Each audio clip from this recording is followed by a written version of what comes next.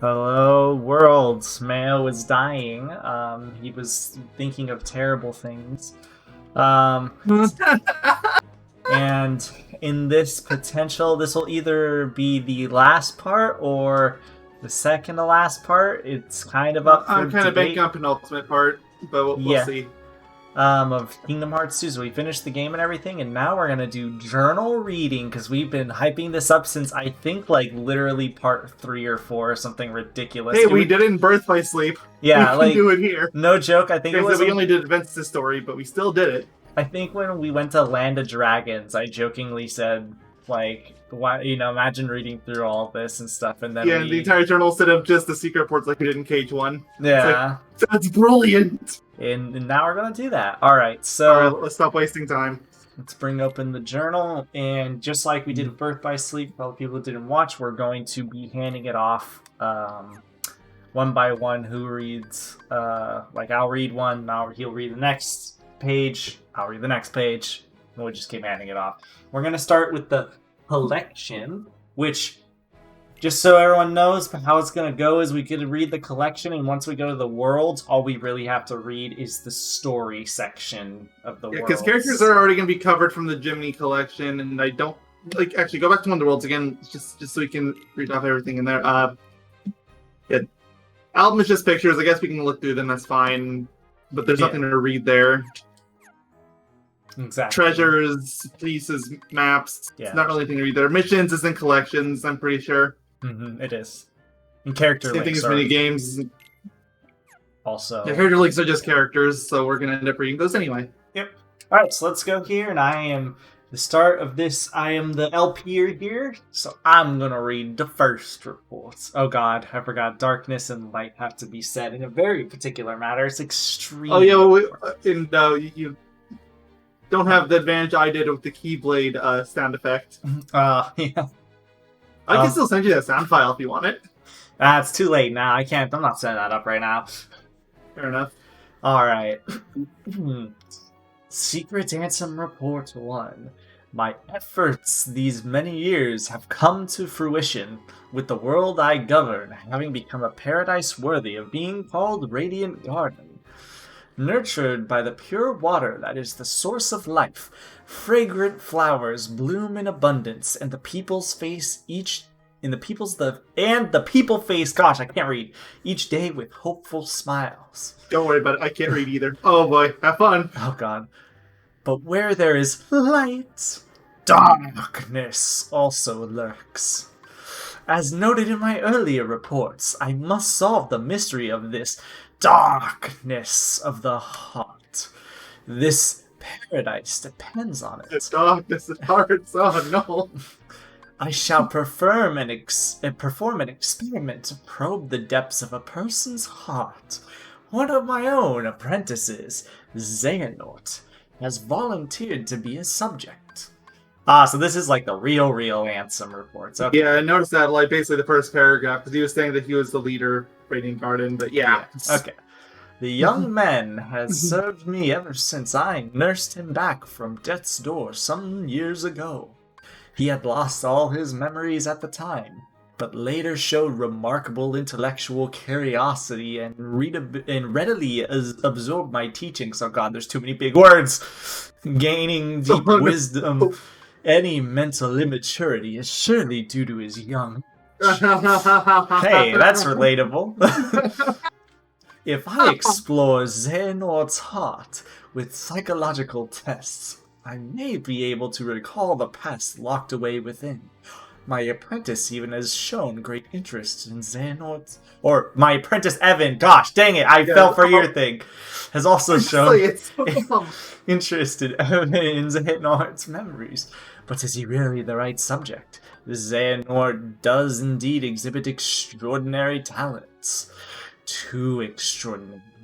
Perhaps they are even superhuman. Nah, you're overthinking it. And of course you get a longer one already. Alright, well, my throat is messed up, so I guess that's fair. I have made a grave mistake. My study of darkness of the whole lot began with a simple psychological test and quickly snowballed. Spurred on by my youngest apprentice, Ienzo, conducted a massive laboratory in the basement of my castle. Unbeknownst to me, my 6 apprentices then began collecting a large number of subjects which performed dangerous experiments into the darkness of the hall. As soon as I found out, I called my apprentices together and ordered them not only to cease their studies, but to destroy the results of their research. Thus far, you can tell which one of us has control of this. Yes. This robot. What on earth was happening with the hearts of my 6 beloved apprentices? While pursuing the darkness of the heart. Could they themselves have strayed into its steps? Yet I remain the most foolish of all for having begun these experiments. I'm only halfway through this. We're not meant to interfere in the depths of this heart. No matter what our reasons for doing so. And my error plunged me to despair. A visitor from another world soothed my dejected soul. This one might be shorter. This might be shorter just because the little spacing between the words. Yeah. A tiny king named Mickey came wielding a legendary key, the infamous key, sent to bring forth chaos and prosperity to the world. He was very knowledgeable on many topics. But we deepened our friendship as the first companion will be. This is really funny when you consider it is in fact Mickey Mouse. Upon his advice, I decided to review the data obtained at my basement lab. That is when I discovered the Ansem reports. Though they bore my name, the only one I had written was number 0. Apparently, he had gone on to pen numbers 1 through 8 himself. Yes, the first subject in my foolish experiments. Of course. So again, yeah, they're talking about the reports from the first game. Mm-hmm. Chaos affects not this world, but many other worlds besides. In the Ansem reports, my apprentice Xehanort had written under my name. I found the records of his hideous experiments, along with his hypothesis about the door that appeared out of the darkness in my basement. RTX didn't like that one. Oh, jeez. That one was more guttural, too. All living things have hearts, and all hearts hold darkness deep within. Oh god. Oh god. That was a nice Kingdom Hearts phrase. Love it. Where was I? There we go. Yeah, you're here. Worlds are no exception. If a world is a being, the heart it holds must be colossal. Oh god, I hate this. and the darkness at its core must be monstrous indeed. Monstro. Monstro, where are you? Did Xehanort pass through that door in an attempt to contact that dark realm? No, not only Xehanort. It appears my other 5 apprentices, believing it was for the sake of research, stared deep into the darkness and were pulled into it. Evan, Yenzo, Bragg, Dylan, and Alias. Oh, so it did say their names before they turned into nobodies. Like it actually has these guys' original names. Interesting. Yeah. Assuming that 2.5 didn't do something screwy, which I don't think it did. Or Final Mix in general. They have ceased to be human. Even if it was Final Mix, that would have only been a year. Yeah, that is true. I, too, have had everything taken away from me, banished to a hollow realm of nothingness. What is Xehanort hoping to gain with my pilfered existence? Will my people cease to smile? If the light of hope... What did you say? If the light of hope has been extinguished... Thank you. I shall henceforth walk with darkness as a friend.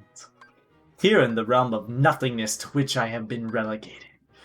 Darkness in the midst of nothing. Darkness in zero. Thus I shall be known as Diz, discarding the stolen name Ansem, and going in search of revenge. You know, that sounds very pointless, all things considered, but, whatever. Welcome to Kingdom Hearts. Half of this stuff has no meaning. It literally exists to be more complicated. Alright. Oh god, hold on. My, freaking... my capture card disconnected for a second. Alright, are you good now? You can actually read the first bit. Actually, no, you can't. I lied. I can still see it. Yeah, I know, but it's not gonna scroll down unless Oh, there it goes. I have to deactivate it and reactivate it because my capture card is poo-poo. Okay, there we go. Go ahead. Sorry There it about goes. I can see the moving in the chimney again. The distant days spent in that beautiful paradise are an illusion to me now. How long have I been here? Banished to the realm of nothingness. It is only by relying upon my anger and hatred that I've been able to retain my sense of self here, where all existence is nullified. Okay, this still sounds very Kingdom Hearts, but it's not giving us any of our keywords. Yeah. Oh, never mind. Here we come. My heart is being overcome with hatred towards my apprentices. Possessed with the darkness, with the anger I feel for stupidly allowing myself to be betrayed. Is this darkness eating away at my Jesus. I like to imagine RTX is not accepting any of this. It sounds No, I'm not even telling you because it sounds really funny. I can now continue to idle away. Gosh dang it, it just disconnected again, but keep going. What are Xehanort and the others attempting to do? Question mark. That's all I can say. That's all I can see. I know. I have to reposition my cables in a very specific way. This capture card is a stinky poo-poo in the bum-bum. Also, it's really old. That too. Nobody other than you that I know uses HTTPR2 anymore. I know, I need to... Hold on. It's being stupid. HTTPR2 was like the hottest thing ever in like 2013. But it is no longer 2013. Yeah, and this is exactly why. Stuff like this. Yeah, this doesn't really happen that often, but when it does, by God, is it irritating. Is it gonna show things on my screen? Are you gonna show things? I want to read. Okay, I know we've been talking about the darkness a lot, but come on. This is. We don't need to make this video longer than it already is. This is too literal for darkness. I love how everyone's gonna hear all my like PC sound effects too, going off and on. You're gonna hear the, which yes, guys, don't be worried. That's me. All right, it should be back up in a second. I'm gonna scroll down in the meantime for you. There you go. I see it. I must unravel the mystery of these ransom reports, intercept my apprentices, and defeat them. That is my mission. The only way to repay the world for my sins. Those beings who lack hearts, the heartless, must be the key. Oh man. The darkness of the heart made flesh. Her shadows who not only like hearts, but multiply by season hearts. How many and all living things? Where have they come from and where are they going? Three elements combined to create life. A heart, a soul, and a body. Oh, that wasn't a total asshole in Kingdom Hearts 3. Okay, fair enough. Still stupid, but fair enough. Interesting. But what of the soul and body left behind when the heart is dust? When the soul leaves the body, its vessel, life, gives way to death. But what about when the heart leaves? Okay, you know what? This is actually giving me an answer to that thing I was complaining about during Kingdom Hearts 3 reaction, so you know what? I'm not even mad. A being does not perish when its heart leaves its body. The heart alone disappears into the darkness. There's little time. If I remain in this realm much longer, I will certainly learn these answers the hard way.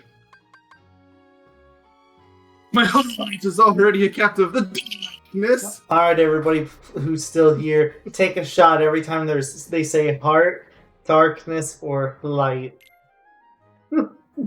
Throw key or keyblade in there for good measure too. Yeah.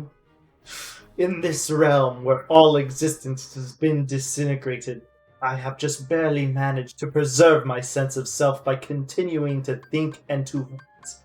It is a place But you had an entire paragraph without either word? What is this sorcery? Is this being written by the same guy? Yes, it is. Clearly. Oh, okay. It is a place where the time has lost all meaning. Eternity Evan, time is lost all meaning? is as course it is, where Eventime has lost all meaning. Eternity is as but a moment here. I must make haste. Certainly their plans are already underway. The Heartless must press the wrong button on their controller. Sorry, I have it in a very convenient spot, and the triggers are very sensitive. Must be the key to unraveling the mystery. The six traders were operating a laboratory that churned out those cursed shadows. Not only did they... Huh? You could have said Heartless, but no. No. He's actively avoiding it now. Come on. I know, right? We only have 2 tour shot games so far. Come on, we need more. Not only did they generate pure blood Heartless from living hearts, but they even used those Heartless to synthesize artificial versions of the creatures as well. And that's how you go from 2 to 5 in one paragraph. These synthetic Heartless bore insignias and were called emblems. Pure blood or emblems, these Heartless act only to fulfill their instinctive needs. They single-mindedly detect hearts and swarm around them. The humans' commands would be ineffective. The Heartless would steal the humans' heart and use it to increase their own ranks. Okay, game, slow down. I'm trying to take shots here, and I literally can't finish a gulp before you say it again. Good, I'm not doing alcohol, obviously. I'm drinking coffee, but it's the closest thing I had on hand. But what if an even stronger Heartless was given the orders? If he cast aside his own soul and body and became a Heartless, wouldn't he be able to control the otherwise intractable Heartless? Intractable. That's a weird word. Furthermore, Furthermore, he did plan to make use of creatures' instincts. If the heart-seeking Heartless have their sights on a larger, more powerful heart, their ultimate goal is crystal clear. The world's largest Heart-seeking Heartless have their hearts? The heart of the world. This is all conjecture, but it would seem that he is utilizing the Heartless in his search for a path leading to the heart of the world. Yeah, you'd be dead if you were drinking alcohol by now. Yeah, I counted 20. Jeez. Just from that one. Like, I told you before, like, I was literally having down multiple sips at once because I just couldn't get him down in time. Do you have another one up? It looks like the bar can go up. Oh, it can go up. It's just, there's no line there, so. Oh, okay, whatever then. My choice, my friend. Miss. Here in the midst of nothingness was a sound one. The moment I stared straight ahead with a calm, neither rejecting darkness nor fearing it, I gained a newfound power. Superhuman power. Power of darkness. This is gonna make me waterlogged. Just like they say on the others were enraptured by this power, eventually becoming its prisoners. Content alone my whole mind, be devoured by the darkness as they did, of course. This new power, I uncovered a cord of darkness that connects the realm of nothingness to the outside world. While it's still difficult to come and go as I please, my banishment is now a thing of the past. So, you know, yeah, he always wondered how he left, but that's how. It's like, oh cool, I can leave now. Time To deceive Xehanort and my apprentices, I first used my power to change form before returning to the realm of light. As I suspected, Xehanort had become a Heartless. Under my name, he commanded other Heartless to snatch away the so many different worlds. Oh, but the scent of hearts Xehanort had stolen was which attracts tremendous darkness to itself and attempts to send any and all matter back into its depths. The other side have disappeared, but they become a Heartless like Xehanort. Or did they vanish after Xehanort exploited them? I became familiar with an unusual entity while pursuing the truth. It is a soul and body that remain, and a being loses its heart. When a heartless is born, these entities appear from the realm of to be reborn on his entire scooping to a completely different realm. I think this 17, by the way. This is so far, I think, the worst in terms of Kingdom Heartness in general. I think, what's it called? I will give her credit, though. Like, I'm actually getting answers for things that I didn't know about later down the series. Like, I mentioned the whole soul thing. But they actually explain it here, so, you know, good on them. Bad name on me, I guess. True. It shouldn't Like, be locked. It's still stupid, but, you know what, whatever. Fair, I'll allow it shouldn't be locked behind secret reports they had to read to get the full grasp of what is being told in front of me. Seriously, but, you know, it's better than nothing. True. I'll give them half credit. True, fair. I'll accept that. While beings born of darkness and those lacking hearts may find them convenient, it is dangerous for others to make much use of the corridors of darkness. Darkness erodes the heart. In search of a place to proceed with my research and planning away from prying my eyes, I found myself in Twilight Town. It is a quiet village. No, it's a town, not a village. Forgotten in the chasm between and darkness. I situated myself in the basement of an abandoned mansion, standing beyond the woods. My underground. Seriously, game, slow down here. I'm running out of coffee. My underground research resulted in one new discovery after another. When a heartless is born, the body and the soul left behind are reborn into this world as a different being. Though they possess different intentions than their heartless brethren, while it is unclear what these sentient things are after, it would appear that they are responsible for much bedlam in the world. My erstwhile friend the king and his subjects, along with the hero wielding the Keyblade, are battling the heartless. Why are they saying the Keyblade? Why not a Keyblade? There's many at this point. Even as new Seriously, even Mickey had one, so it's not like it's unique. Yeah. This new threat, they have given themselves a fitting name, I suppose. These non-being nobodies. Why would you write this in the exact same report that you said, I do not know what to call these things? Clearly he's a scatterbrain. That's the rest of the plot. That's something you should say in the next report. A great number of nobodies have lost human form, as have the heartless. Yet the nobody born of someone with a strong heart retains its shape, with but the faintest visible changes. Okay, so that's how the nobodies don't look all human. If they have a strong heart, it reshapes. But that doesn't to be fair, that's what Yensid says too. But that doesn't make any sense. You're telling me that somebody like Xehanort has a strong heart? Yes, very. Or Evan? You tell me Evan has a strong heart? Apparently. Yeah, strong enough. It appears my betrayers have retained their human forms as nobodies, and are gathering more followers in hopes of furthering a new team. Organization 13. Starting to wonder if we should have put the word hope in that drinking game too, just to make it that much worse. Seriously. Organization 13, formed of 13 nobodies with my betrayers at its core, has divided into two. They're said to be carrying out some sort of research, seeking to uncover the plans of the organization. I have decided to head where the 6 of its members have gathered, towering over the outer limits of realm between darkness and light. Sorry.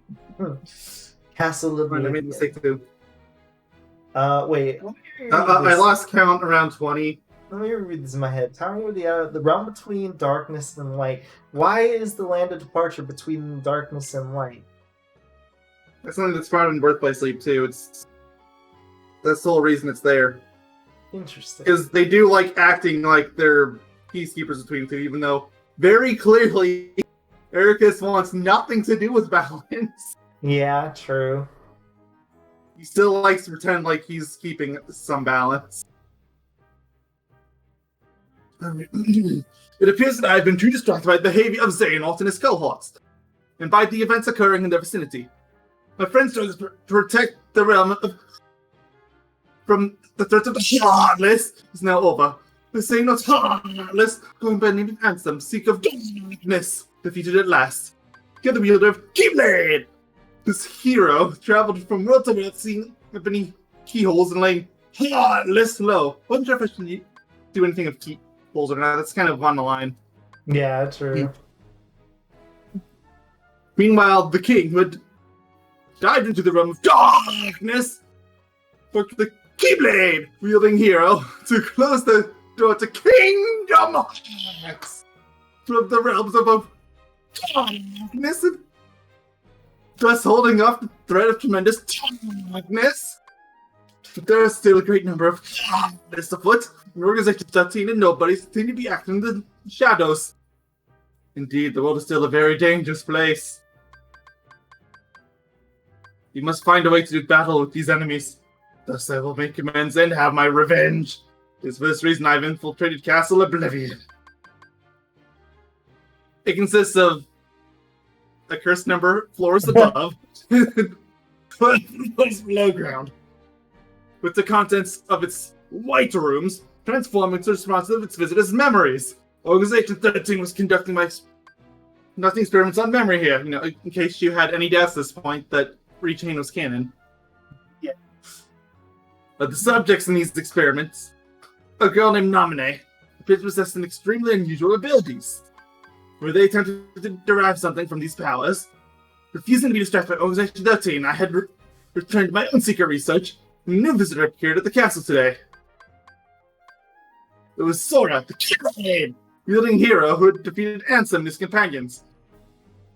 Deep underground, the stench of darkness arose. They All the mentioned it in players this are coming game together, too. it would seem. I'm so glad they mentioned the smell of darkness in this game. Yes, it's still canon. Yes. Yes. Yes. Yes. I should have expected nothing less from a Keyblade-wielding hero. Sora and friends defied the machinations of Organization 13 and rescued Namine. Namine was a witch who controlled the memories of others. Why does everybody call her a witch? Most likely... Including Namine yourself. Yeah, seriously. Most likely, these powers were achieved through a special process when she was born. But she's a nobody! Like at worst, that makes her a mutant. Namine is a nobody, created when a young girl's heart left her body. Yet she has no corresponding heartless. This is because the young girl in this case was a princess. Okay, I guess that makes sense on why there was no heartless made. For Kyrie. We already knew that, but yes. Yeah, okay. Kyrie, a resident of Radiant Garden over which I had ruled, was one of the 7 princesses that upheld the realm of light. With no darkness in her heart, Kyrie produced no heartless. Instead of vanishing, her body remained in the realm of light. In other words, both the nobody called Namine and the heartless, proof of a lost heart, are extremely unstable beings who lack the bodies needed to produce a nobody. Therefore, they also lack Kyrie's memories. One reason for this may be that Kyrie's heart did not return to the darkness when separated from her body, but rather migrated to another vessel, deep within Sora's heart. That is like the most Kingdom Hearts-y paragraph ever. I'm so confused with everything that entire paragraph said. I am too. Don't worry, you're not alone. Namine is an alter ego of the Kyrie. Of the Kyrie who is directly interfered with Sora's heart. Could this be why Sora and those in whose hearts are connected to him are able to have their memories controlled? She is a non-being in the truest sense of the word. Having not even become a true nobody and with nowhere left to go, she's but the most fleeting of shadows. Wait, if she's not a nobody, then what is she? Seriously, everybody, including Diz, by the way, frequently put her down for being a nobody. That doesn't make any sense. Whatever. The series is dumb, everybody. I guess part of me is just happy to see that even this early on, it was this freaking stupid. Yes. Sora went to sleep in order to recover the memories he lost to Castle Oblivion. It would take quite some time to bring back all the memories he had created in his lifetime. Organization 13 held sway over Castle Oblivion. Sora would need to be kept someplace more secure. I persuade Naminé to move the slumbering Sora to Twilight Town for safekeeping. Naminé.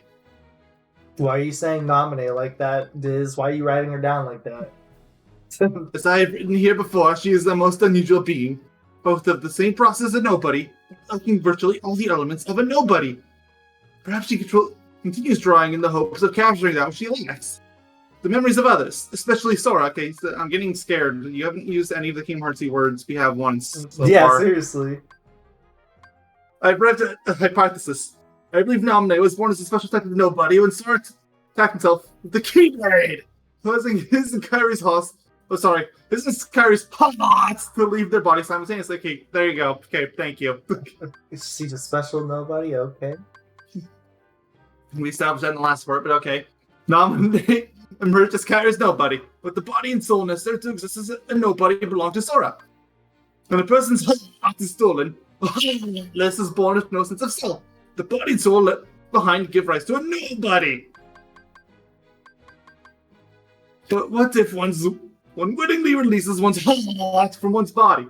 Sora and Xehanort retain their selfhood even after becoming heartless. After becoming heartless. Then there are Kairi and Naminé. I'm sorry, I just had half a page here of nothing. True. Kairi was exceptional for having no darkness within her heart. Also exceptional was that her heart, once free, migrated to a new vessel. The combination of these two theoretically unlikely exceptions may be behind this anomaly. There are matters that must attend to while Sora is sleeping. A new ally has arrived on the scene. Riku. Alright, so long story short, they didn't know how to make it work within the realms of their universe, so they said, I don't know. That is, I think, every report we've read so far, except maybe the first two. Also, I do not believe that Sora has darkness in his heart. I believe he is... No, he does. That was confirmed even back in the first game. He has very little amounts of darkness, but he has it. He should be pure. He's pure and wholesome. He barely has any, but the fact that he was able to have that little heartless shadow at all back in Hollow Bastion shows that, yeah, no, he does have some. Just barely any. I was reunited with an old friend at Castle Oblivion, but was unable to disclose my identity. If he knew the situation, he would likely try to stop me from carrying out my revenge. As much as I would dearly love to converse with him as in the old days, why don't you say his name? These are your secret reports. That is now but a hopeless dream. We already know it's Mickey anyway, but still. Yeah, my friend has been fighting in the realm of darkness. Darkness! You start fighting in the... Yeah, thank you. Most likely, he found his way there through Traverse Town. They at least make reference to the place again. Like Castle Oblivion, that village also rests in the cleft between... What do you mean? Stop calling towns villages! They are different! The cleft between light... I'm sorry. And dark. It consists of the remnants of worlds whose hearts have been stolen by the heartless. You read one of those hard songs, but I'll let it pass. Yeah. It is where those who bravely escape the destruction of their worlds eventually find themselves. This realm between is quite unstable, with corridors of darkness appearing from time to time. Whenever a world disappears, some of its inhabitants must arrive here through these corridors. Surely Sora traveled these same corridors of darkness when he first came to Traverse Town. It seems my friend, fighting in the realm of darkness, appeared in Castle Oblivion through a corridor of darkness constructed by Organization 13. What? Wait, are they implying that the Gummy Ship missions of Kingdom Hearts 1 were all routes made by Organization 13? Yeah, I'm confused. Because that's what I'm getting from this.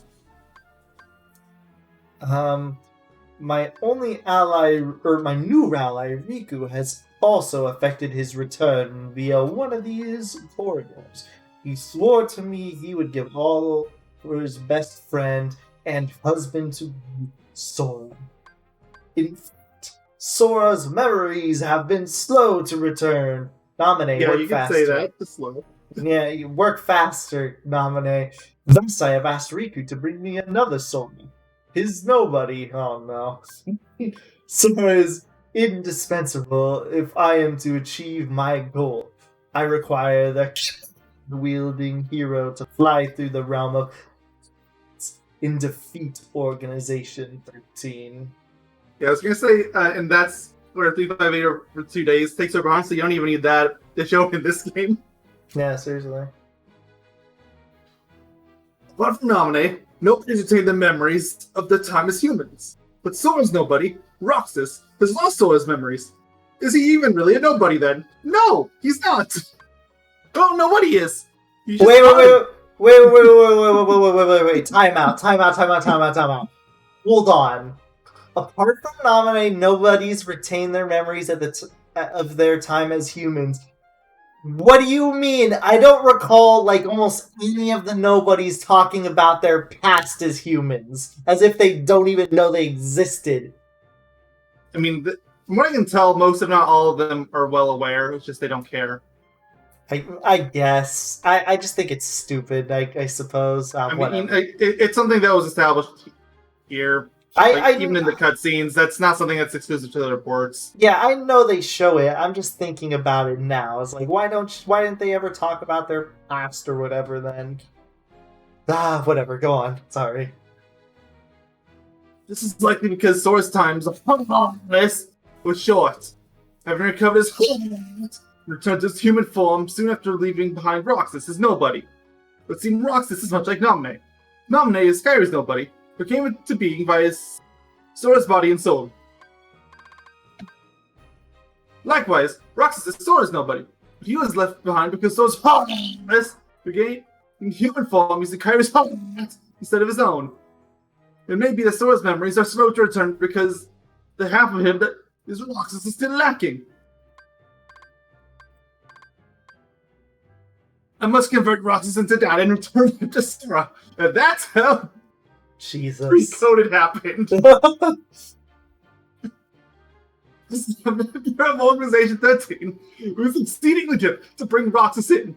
Having lost to Roxas once, Riku made everything in the line and used the power of darkness in the second battle, only just managing to bring Roxas back with him. Organization 13 grows nearer. Here, Twilight Town is where Roxas was reborn as a nobody. This is where Roxas first encountered Organization 13 and joined its ranks. They're bound to search this place thoroughly. Again, is Roxas even really a nobody if you can't remember his past? True. Because apparently he's not. First, I shall convert all of Twilight Town into data and construct a world duplicate in Sora's memories. I shall place Roxas with things will live out of states and regain those memories. There is little time. The organization schemes must be making steady progress as well. Okay, I know this is well established in the game and all that. It's still really stupid. It really is. It's so stupid. Oh, this is a big one. I'm sorry. Gosh. Tomorrow, Sora awakens. My long and drawn-out revenge is nearing its end. The Xehanort, who took everything away from me. Though as a heartless he is no more. As the leader of Organization 13, his ambitions once again is to capture Kingdom Hearts, the most colossal hearts of them all. His heartless had attempted to draw out the great darkness of Kingdom Hearts. created from the hearts of all the worlds. I hate this. His nobody, I hate it however, too. is now almost finished gathering human hearts to be assimilated into kingdom hearts as well. The only one mystery remains.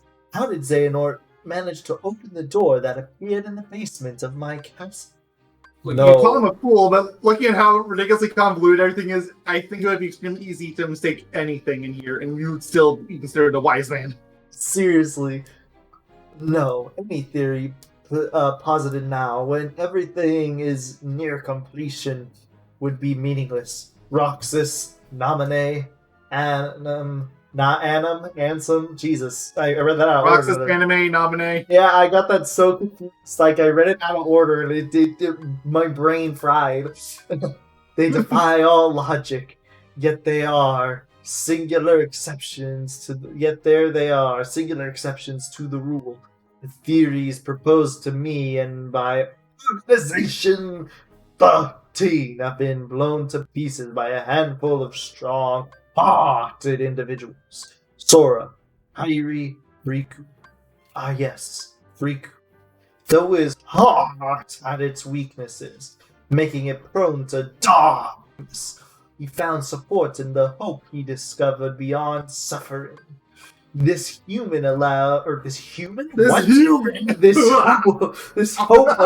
allowed him to stand his ground and turn the darkness in his heart from an enemy into his greatest weapon. Yo, Sora, you should learn how to do that. Seriously, also, again, the heart, but... Oh, sorry. When all of this is over, it is my fervent hope that he will be able to return with Sora to his island.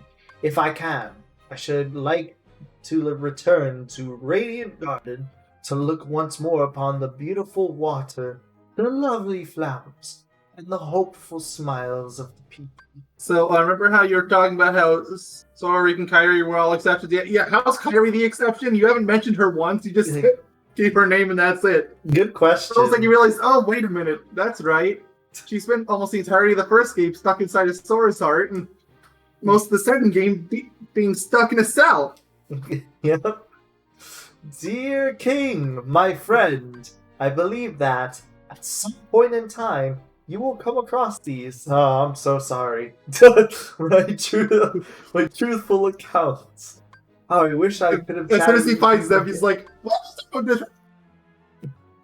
I was a fool, obsessed with revenge. Forgive me. You know, sorry, you could have told Mickey that part. Yeah, seriously, Ansem told him that part straight to his face. Yeah. How long did that take us? That took us 42 minutes. And that's double what Kingdom Hearts 1 did. And that's just the reports. Okay, get in for the long haul. I'm out of coffee, in case you were curious. Okay. I was taking like the smallest sips I could muster. Alright, well, it's the character files. We get to read 2 of multiple characters. So here we go. You get to go first. Yeah, it's mine first. A boy chosen by the king made mysterious weapon. Not long ago, Sora journeyed with Donald and Gooper in search of his long-time friend Kairi, who had been spirited away to the darkness. In the end, they saved the world of all the worlds from darkness that was closing in. And somewhere along the way, Sora fell into a deep slumber. And night-night.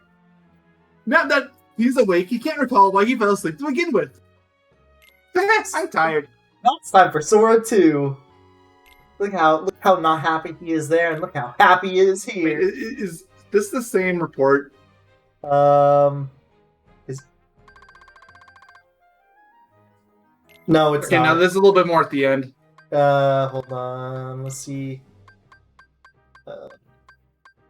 After that, Sora continued. Yeah, the same thing. I'm just gonna read the new part. After that, Sora continued journeying in search of Riku, his best friend, who was trapped on the other side of the door to darkness. And somewhere along the way, Sora fell into a deep slumber. Blah blah. With a new outfit and strengthened resolve, Sora was set out once more on a search for his friend Riku. Yeah, what about Kairi? It's like, yeah, this outfit's nice now, but where's all the red? Yeah, seriously. He had a bunch of red in the first game. He Oh, gets a bunch of red and green drop in 3. This is your opportunity to do the Donald voice. Oh, also I've been screwing up, so I'm sorry about that. I'll correct it now.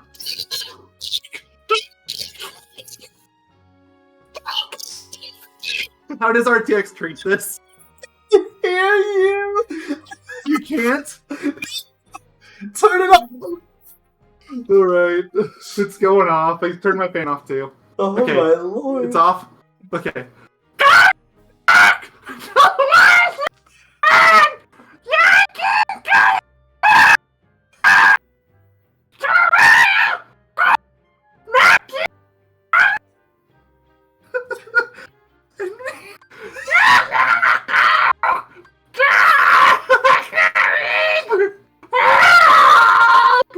I don't even know. Scroll up, I'm not there yet!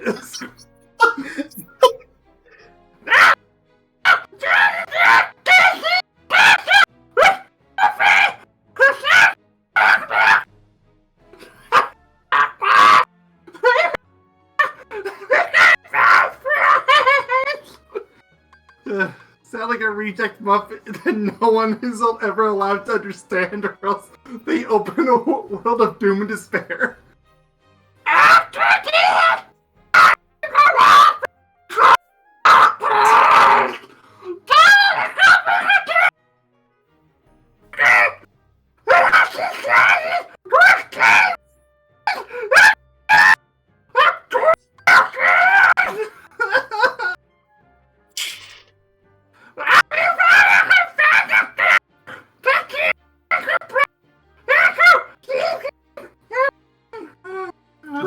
Also, he's from The Wise Little Hen, 1934. Yes, I said that, but yes. Okay. I know you couldn't understand a word I said, but yes, I did say it. Alright, RTX is going back on. I'm just saying, turn it back on. See, 2 weeks vacation, 1952. Captain of the Royal Knights. Not long ago, Goofy left Disney Castle with Donald in search of King Mickey. Along the way, they joined Sora. The That was king's worse to me than command any of those reports. to follow the Keybearer. After helping save the worlds from darkness, Goofy continued his quest to find the king. But like Donald and Sora, he fell into a deep slumber before he could finish the quest. Wonder what Goofy was doing just before he fell asleep. It almost sounds like Jiminy Cricket trying to make a goofy impression. You know what? And I actually approve of that. Kyrie. Someone I can just read normally. Longtime friend of Riku, so. Princesses. I'm still out of breath from Donald. You'll have to forgive me. It's these to the keys. Dolls. Not long ago, she was lost in the darkness. Riku and Sora both tried to save her, each in his own way. Thanks to them, Kyrie was able to return to her home islands, but her memories of Sora were gone, and she stopped visiting the islet where they once played. It's the same Kyrie thing. again. No, So the second far, paragraph is different. Okay. Okay, it changes, so Yeah. start from new stuff. She had lost her memory of Sora, and after they returned, she wanted to see him more and more with every passing day. Falling through an unexpected hole in the darkness, she arrived in Twilight Town and befriended Hannah, Pence, and Alette before being captured by Axel. Kyrie is fervently hoping to meet up with Sora once more. Oh, again, easy one. Oh, yay, thank you. Mercy.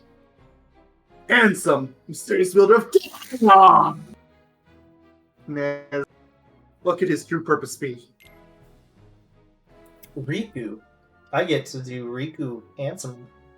The form Sora's longtime friend Riku chose. Those in or tried to control Riku from within. Riku's heart proved stronger, but the only way to wield the darkness fully was to become it. Riku began calling himself Ansem, perhaps as a sign of resolve. He would live in darkness if that's what it took to wake Sora. Okay, so I think Terra and Master Ericus would both really like to talk to this guy. Like, Seriously. how do you beat this handsome guy with Battles of the Heart? Seriously. Right, Riku, Sora's long-time friend. He had clad himself in darkness in order to wield it, and had even changed its appearance. But when the real Ansem's Kingdom Hearts and code exploded, Riku returned to his own form.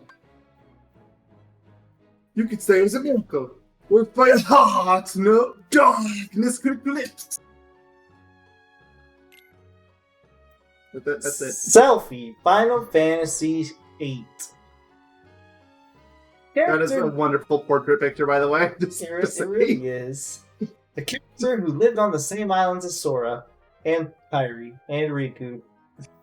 She always played with Sora and the other boys. Selfie's whereabouts were in question after Destiny Island vanished some time ago. But thanks to Sora's help, she was able to return home. Stitch. Lilo and Stitch, 2002. A strange visitor from a distant planet. Stitch is very strong for his small size and prone to mischief. He's always ready to help his friend, Sora, whenever Sora needs him. Peter Pan. Easy. Peter Pan, 1953. I think we're finally getting the easy ones. The boy who can fly, or at least for now, is from Neverland. The children never grow up. Not long ago, Peter helped Sora and the others defeat the Heartless. During this new adventure, Peter and his friend Tinkerbell help Sora out once again. Chicken Little, 2005. Chicken Little has more pluck and heart than most boys twice his size. He never turns away from a challenge, no matter how big it is. He's a loyal pal of Sora's, and is always quick to answer a call for help. If you ever wanted a sign of when this game came out, there you go. The fact that Chicken Little's in it. Exactly.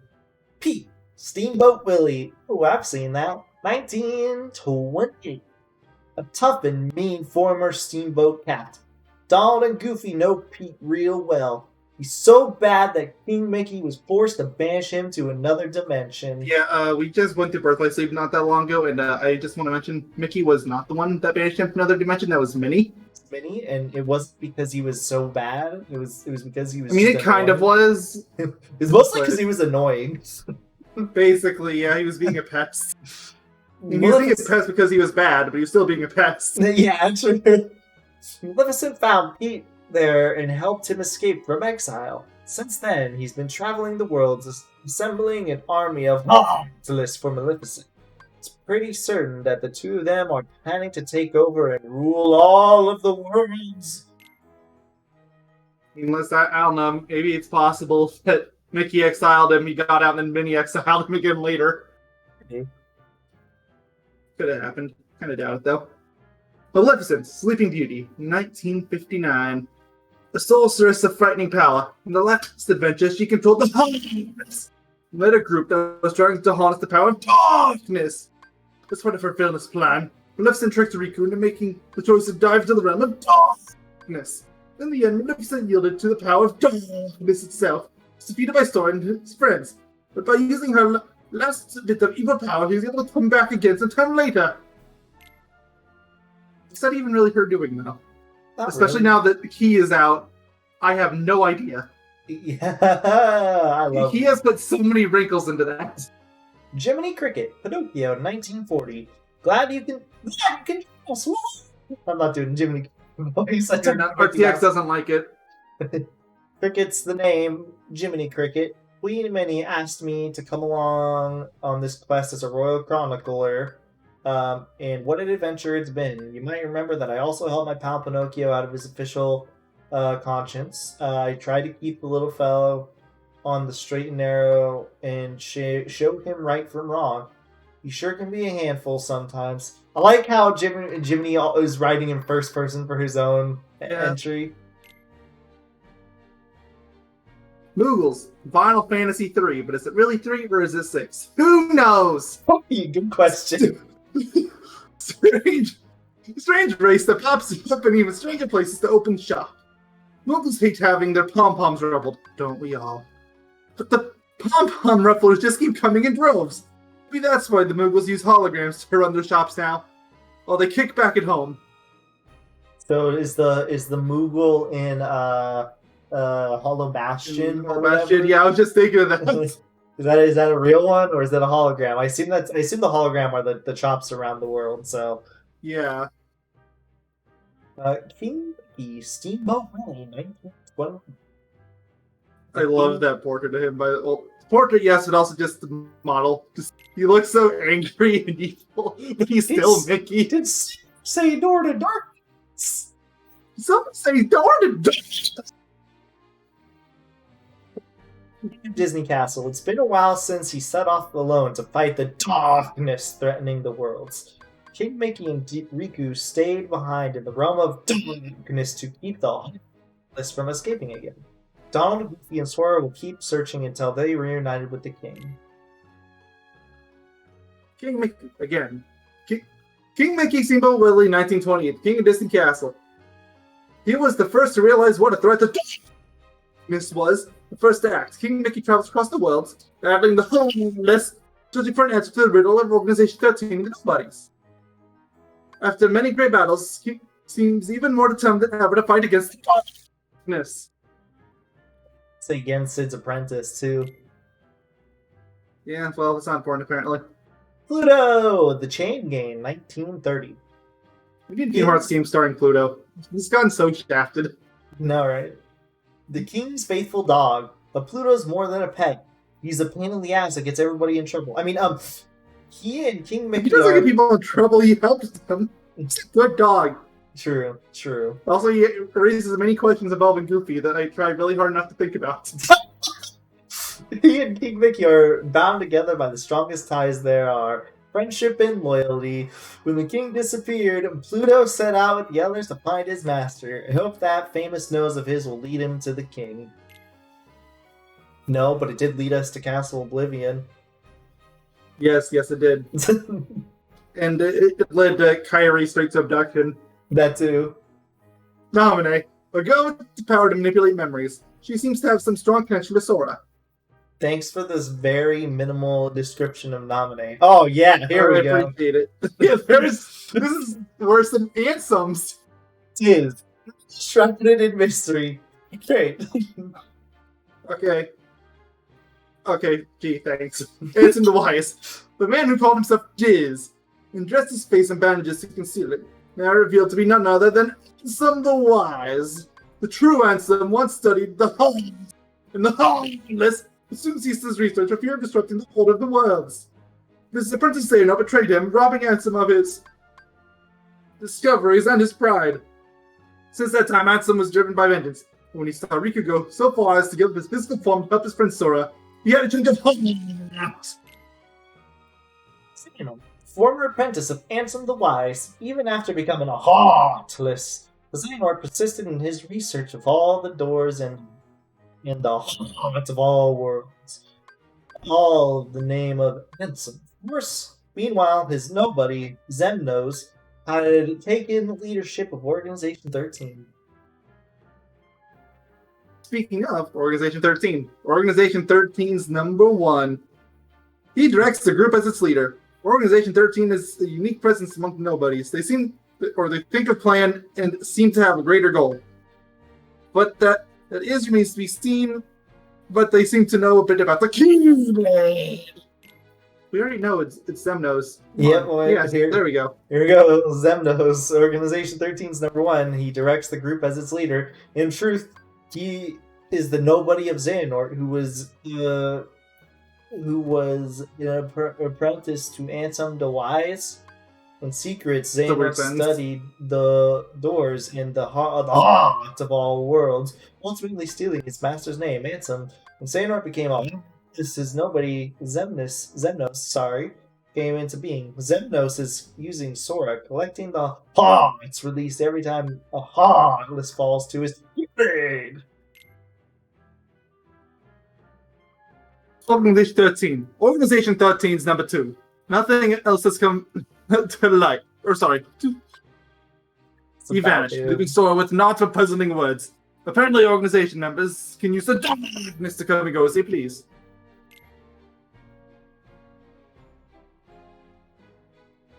This is me. Sorry, for some reason I thought it was you. Zigbar, Organization 13's number 2. When called him out to him, thinking he was Riku. What? Zigmar. I mean, Sora did do that. I know. It's just without remembering the context, I'm just like, what? Zigmar gave a curt reply. It's because he had the clip on, I know. Yeah, I know. His motives and his methods remain unclear. Surely he has a greater goal in mind. But what could it be? Wait, were they hinting at this? Or am I reading into this a bit too much? I mean, he shows having a greater goal in mind in this game, too, remember? True. It's a different greater goal. Although, then again, we still don't know what his greater goal is. Who are we kidding? True. Organization 13. Organization 13 is number 3. Nobody's like him. I made up. Whenever people strong of heart and mind become heartless, when those strong of mind become heartless, the empty shell they leave behind acts of its own will. Are they empty vessels devoid of hope? Are they roaming spirits, or are they all simply nothing at all? Well, we already know the answer to that. Nothing at all. Yeah. Station 13 is number 3. You sought the beast's heartless and nobody in order. Wait. He sought the beast's heartless and nobody in order to acquire kingdom. Yeah, I know he was after beast's nobody, but how would that have given him Kingdom Hearts? Yeah, that was like, what?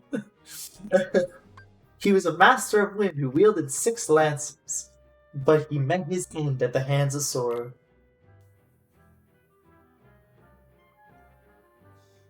It's you. Okay, well, I guess we're not gonna keep up the masquerade for this one. Yeah. Formerly Organization 13's number 4. He has been eliminated. Vexen, Luxeus, and Zexion were among Organization 13's founding members. There was no love lost between them in neophytes like Marluxia. Vexen opposed Marluxia's plans to take over the organization. He was consequently destroyed by Axel. Wait, for opposing the plan to destroy the organization? What? I don't think that was written right. Okay then. Yeah, that seems really confusing. Like, you would have to play the game to know exactly what that. But you should have played the game in the first place anyway to understand what's going on here. Seriously. Right? Luxeus, formerly Organization 13's number 5. He once brandished a giant tomahawk, but now he has been eliminated. That's wrong. You know, whatever. Run with it. But, yeah, wasn't it like a claymore or something weird before? That's what I thought, yeah. Luxeus rejected Marluxia's bid to dominate the organization and formulated his own plans, but the plans failed and he met his end. I wouldn't know what his own plans were because he barely says a word. And he doesn't do anything. He just has a boss. Zexion, formerly Organization 13's number 6. He has been eliminated. Zexion disliked dirtying his own hands and relied on his wits to dispose of any rivals. But it was one of his own schemes that wound up destroying him. Yeah, it's called Dispelling Darkness with Riku. Organization 13's number 7. Nobody's like him. You know, you just get rid of the S. Nobody's like him may look like they respond emotionally, but this is, in fact, a ruse. Nobody's have no heart. That's a lie! Yeah. Science. Organization 13's number 7. He was in pursuit of the renegade Axel, but for some reason seemed more concerned about Sora's well-being. Look, he is this totally nonchalant child, but you know what? He's running around the giant key, so I better take care of him. Sykes has no heart, but knows all too well how to injure one. He knows all too well how to injure one. No doubt his boy's belly's... Belies is a more savage nature. He also insinuated that he knew something about Riku. Also, we were wrong. I think Sykes is the one with the claymore. Axe. Organization 13's number 8. He commands fire and carries a uniquely shaped weapon. They're called boomerangs. Or I don't know what they'd actually be called. Chakram? I think Chakra's closer. Yeah. Boomerangs have a very distinctive shape, and that's not what Axel has. Yeah. He has proven to be an odd duck of sorts within the organization, lashing out against treachery. Jesus Christ, I don't know what you did, but the RTX did not like it. It was the Donald voice. Oh, okay, no wonder. I said Did somebody say odd duck? Oh god. Lashing out. No wonder I couldn't understand you because of the freaking RTX. Lashing out against treachery, he had stirring trouble with his own betrayals all the while. He claims he and Sora share some sort of bond, but Sora can't imagine what that can be. Organization 13. Organization 13's number 9. Organization members all wear black coats and said that their numbers were assigned in the order they joined. In addition, a mark of their brother. Oh, no, sorry, that's the line. In addition, their names share something as a mark of their brotherhood. I thought you were going to say... Who knows? I thought you were going to say, in addition, their brother's name share something. I was like, what? Demix. Organization 13. Another lovely portrait. Number 9, it really is. He used a type of instrument called a sitar to control water, but he wasn't very good at fighting. I beg to differ. Yeah, he was pretty decent in fighting, I would say. Demix was... he's definitely not the worst of the group by a mile. Yeah, true. Some would probably argue that he is actually better than his boss. Demix was under orders to liberate Sora's true disposition while surveying the world of Olympus. What does that even mean? Yes? I guess so. Organization 13. Organization 13's number 10. Okay, no, it's not the same. This is under the assumption to be the same as 9.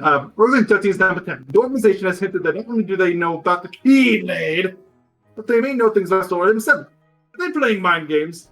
Or is that truth in their words? Now, I never understand why Sora and his crew always assume that they're lying to him. Like, they're usually telling the truth. Well, I guess because they're evil enemies and stuff, trying to manipulate. But are they even that evil? I don't know. They have different goals in mind, but I don't actually think they're that evil. Luxord, or is it Luxord? Organization 13's number 10, a gambler who can manipulate time. Having shaken Sora and his companions with wily words. That's what this entire journal has been, wily words. I'm just going to say Luxord. Luxord entertained himself by drawing them into a game, like battle. I'm saying Luxord in this game at least, because that's what they call him in this game. Yeah, Kingdom Hearts 3, call him what you want, but for now, and probably days as well, it's Luxord. Exactly. Important bill, Luxord used Heartless and the Cursed Medallions to conduct experiments on the organization's behalf and collect hearts. What? To conduct experiments? What are you... Who? Question mark? Mondusha. Formerly Organization 13's number 11. He has been eliminated. He plotted an organization rebellion and tried to seize the power of the Keyblade. Drax's betrayal led to his destruction. Wait, but did Axel even really betray anybody? If anything, he betrayed you, but he betrayed the organization. Yeah, I think that's what they mean. He betrayed Marluxia and got rid of him or something. Yeah, I think. I don't know. Larxene, formerly Organization 13's number 12. She has been eliminated. Larxene conspired with Marluxia to turn on the organization. Larxene was unfeeling and loved nothing more than to bring other people down. But then she met her demise when that malice came full circle. Roxas, another wonderful portrait. Organization 13's number 13. Don't put too much onto that one. The Keyblade wielder and denizen of Dawn. This. He vanished with a satisfied look after battling Sora. But Sora was the only one who could see him in the first place. How is this even written down? Emily, you're the one writing this, right? That was surprisingly short for Roxas. Oh god. It's probably going to be a bigger category for him in Twilight Town or World Never Was. This is just the other category, remember? True. A lingering will, a mysterious man who appeared in the portal within Disney Castle. Clad in armor, he controls the Keyblade and its power with more ease than Sora. And that's all in others, thank God. How long have we been going? An hour and 10. We have to spend half an hour on the other tab. Good grief. We are splitting this into 2 parts for sure. Oh my lord. At least. Yeah, Twilight Town. Oh my lord! Why do we still have 2 Soras? I don't know. Are these the same things? No, this is different. Oh my god. Okay. Alright, it's my turn, I think. Yeah, it is. Sora, the chosen hero of the Keyblade, who not long ago saved the world of all worlds. He's been deep asleep in a mysterious mansion with his friends. Goofy. It looks like he's grown a few inches while he's been napping. That's what happens when you're going through puberty. Sora, the chosen by the Keyblade. Truly the key to everything. The magic of Merryweather and her fairy friends has prepared new clothes for Sora. Wait, and her fairy friends the magic has. Is it supposed to be have? I think it works either way. Have would be more correct, I think. If you were speaking about written down, I think it's okay either way. It sounds so weird saying that out loud. These garments are complete with various abilities, such as the power of transformation. With renewed resolve, Sora sets out for an adventure once more. Oh god, turn off our teams. Okay.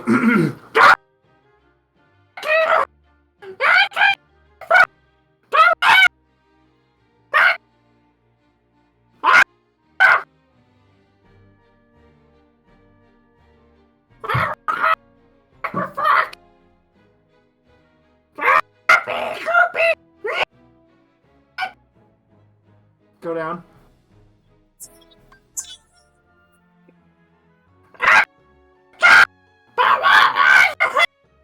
I heard the ending. I didn't even have RTX on. I turned it off. No. I'm just saying I couldn't understand. I just can't understand you. Nope. 2 weeks vacation. The nights like we had fallen into a deep slumber. He doesn't remember why he was asleep, but he's thoroughly refreshed after sleeping so well. Could say what's in store for our 3 reunited friends. You think he's refreshed for sleeping so long? Try telling it to anybody that sleeps 10 hours a day. You don't feel refreshed. You feel like you need to go back to bed. Yeah, seriously. Imagine a year's buildup of that. Go back to sleep, Sora. That's Skidor's too. Sora and Co just go back to sleep. It's just to reach ender to dream drop. But I do it. Roxas, a boy who lived in Twilight Town and saw Sora's memories and dreams. The summer vacation had come to an end and many of his thoughts and feelings with it. Why is Roxas so short? Yeah, this is Twilight Town. He should have a huge one. Yeah, it has a longer one than him. Hater, a boy who lives in Twilight Town who has a bit of an attitude problem. Once he gets an idea, he has to live it. Sorry. And Prince will let get dragged along for the ride. There's bad blood between Hayner and Cypher, the town's self-appointed disciplinarian. I don't think Cypher knows what a disciplinarian is. I don't either. Oh god, that's terrifying, that portrait. Please read this fast. Okay, no, I'm not doing that. A boy who lives in Twilight Town. He hangs out with Hana, their leader. Yolette, the responsible one. Is Yolette really the responsible one? I was under the impression that Pence is the responsible one. Seriously. Mr. Pence himself, he's relatively laid back. When there's a problem, he takes his time and approaches the problem realistically. See, he is the responsible one. Yeah, he is the responsible one. He likes spending time with his friends, especially when there's sea salt ice cream. Of course. Thank God. Okay, that is not scary and terrifying, thank God. I don't know, it's still pretty scary to me. It's less scary, that's for sure. Okay, I'll allow you that one. Not entirely sure I agree, but I'll allow it. What? A girl who lives in Twilight Town along with my dog's barking. She spends most of her... Yeah. She spends most of her time with Hank Pence. But let's make sure to look after the two and won't stand for unfinished home. Of course she won't. She likes to go shopping on Market Street and watch the sunset while talking with her friends while eating sea salt ice cream. Mm-hmm. Cypher, bro! Final Fantasy VIII! Alright. Self-appointed head of the Twilight Disciplinary Committee, Cypher does his best to keep the town up to his own rigorous standards. Not everyone appreciates his high-handed... tactics. Take Ader's game, for example. His followers, Fujin and Raijin, are never far away. I did not actually realize he was from one of the Final Fantasy games. Again, I never played it. Yeah, he's an 8. Right. Final Fantasy 8. I Cypher's want to play through 8. followers. There's just so many games I have to get through first. Yeah, I know the feeling. And it doesn't help that Xenoblade Chronicles Definitive is like a couple weeks away. It's okay. It'll take 2 months for it to come out to us. Oh, and by then we're going to get the new SpongeBob remake and a bunch of other stuff. God damn Yay! it. Cypher's followers. Ellipses. RTX didn't like that one. I tends to get carried away, and truth be told, he feels like he can't hold a candle to food. Fujin. Final Fantasy. One of Cypher's followers. She never says a word more than she has to, leading some very unusual one-worders. Fu has Cypher's complete trust. He sees her mission in life as making herself useful to him. Okay, I'm not gonna think about that one any more than I have to. Yeah, it's best that way. Setzer, Final Fantasy VI. The wayfaring gambler who's ready for any game and any challenge. He'd even cast his life to the chips and let luck choose its course. I mean, you're just That's explaining. a terrible idea. You're literally just explaining him in Final Fantasy VI. He doesn't do this in this game. Setzer is the struggle's prior winner. He tends to be followed by an army of love-struck, screaming girls. Of course. No, he's not. He's only the winner in the Data Twilight Town. In the real Twilight Town, he's never won. True. You're right. Jiminy! Why did you think he was the winner? Huh? Yeah! Are you pulling out pies? Baby, Final Fantasy IX. A boy who lives in Twilight Town. So much that he follows Cypher, but he's so meek that he does whatever he's told anyway, and usually gets stuck with the chores. In spite of all that, Vivi likes Cypher and admires his strength. Sounds like Also is oddly adorable, considering that design. Oh yeah, he is. Wonderful portrait. Oh yeah, he's really pissed. Yen Sid, Somebody stole my hat again. Good thing I have his phone. Yeah, his name is Mickey. The powerful sorcerer, second to none. He tutored the king in magic. From conjuring up, he not only just magic, he also tutored him in keybladeness. From conjuring up skies full of beautiful butterflies to parting. I thought that said partying. In ocean. To parting in ocean. Yen Sid's feats of wizardry are, amazing. His name alone fills some folk with awe. It fills me with, are you ever going to get out of your tower and help us? Maybe I'll be filled with more awe if you would tell us your name backwards. True. Yen Sid shared some of his wisdom with Sora and friends. He also taught them some valuable techniques to help prepare them for what they'll face in his new quest. What techniques did he teach us? I don't think he taught us any techniques, unless you count the drive worms as being taught techniques. That was more the fairies. Yeah, the fairies taught us that. If anybody. Yeah. Okay, speaking of fairies, Flora, Sleeping Beauty, 1959. Kinda good fairy. Flora is always dressed in red. The leader of the group, she helps Fauna and Merryweather make the right decisions. Flora helps Sora prepare for his journey with just the right traveling clothes. Fauna, Sleeping Beauty, 1959.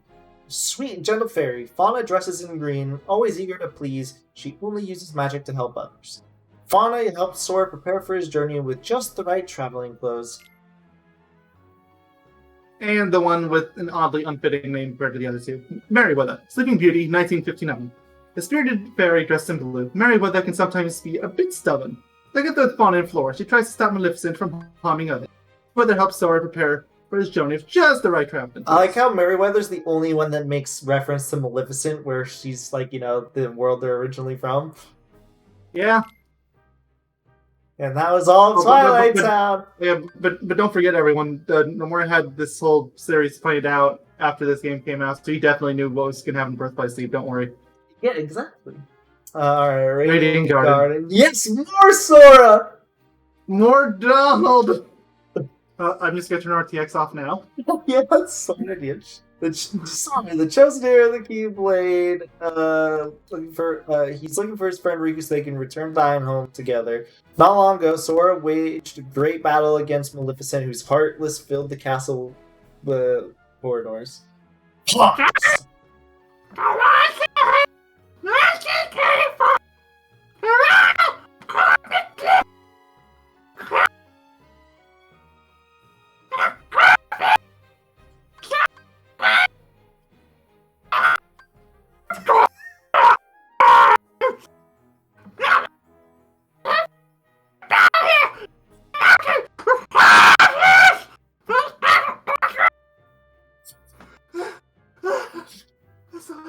You good?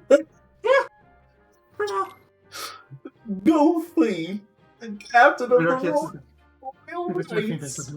He's traveling the world with Sora and Donald in search of Pink Mickey, who's battling the forces of darkness. Not long ago, Goofy helped fight in a great battle here against Maleficent, whose heartless filled the castle corridors. Leon. Final Fantasy VIII. A swordsman who carries a gun blade. His real name is Squall Leonhart. He took the name Leon to distance himself from his past self, the man who stood helpless as the Heartless invaded his home. But Leon's in his old name. Look, no one accused him of being smart. I haven't even played Final Fantasy VIII, and I'm already just assuming he's not that bright. He isn't.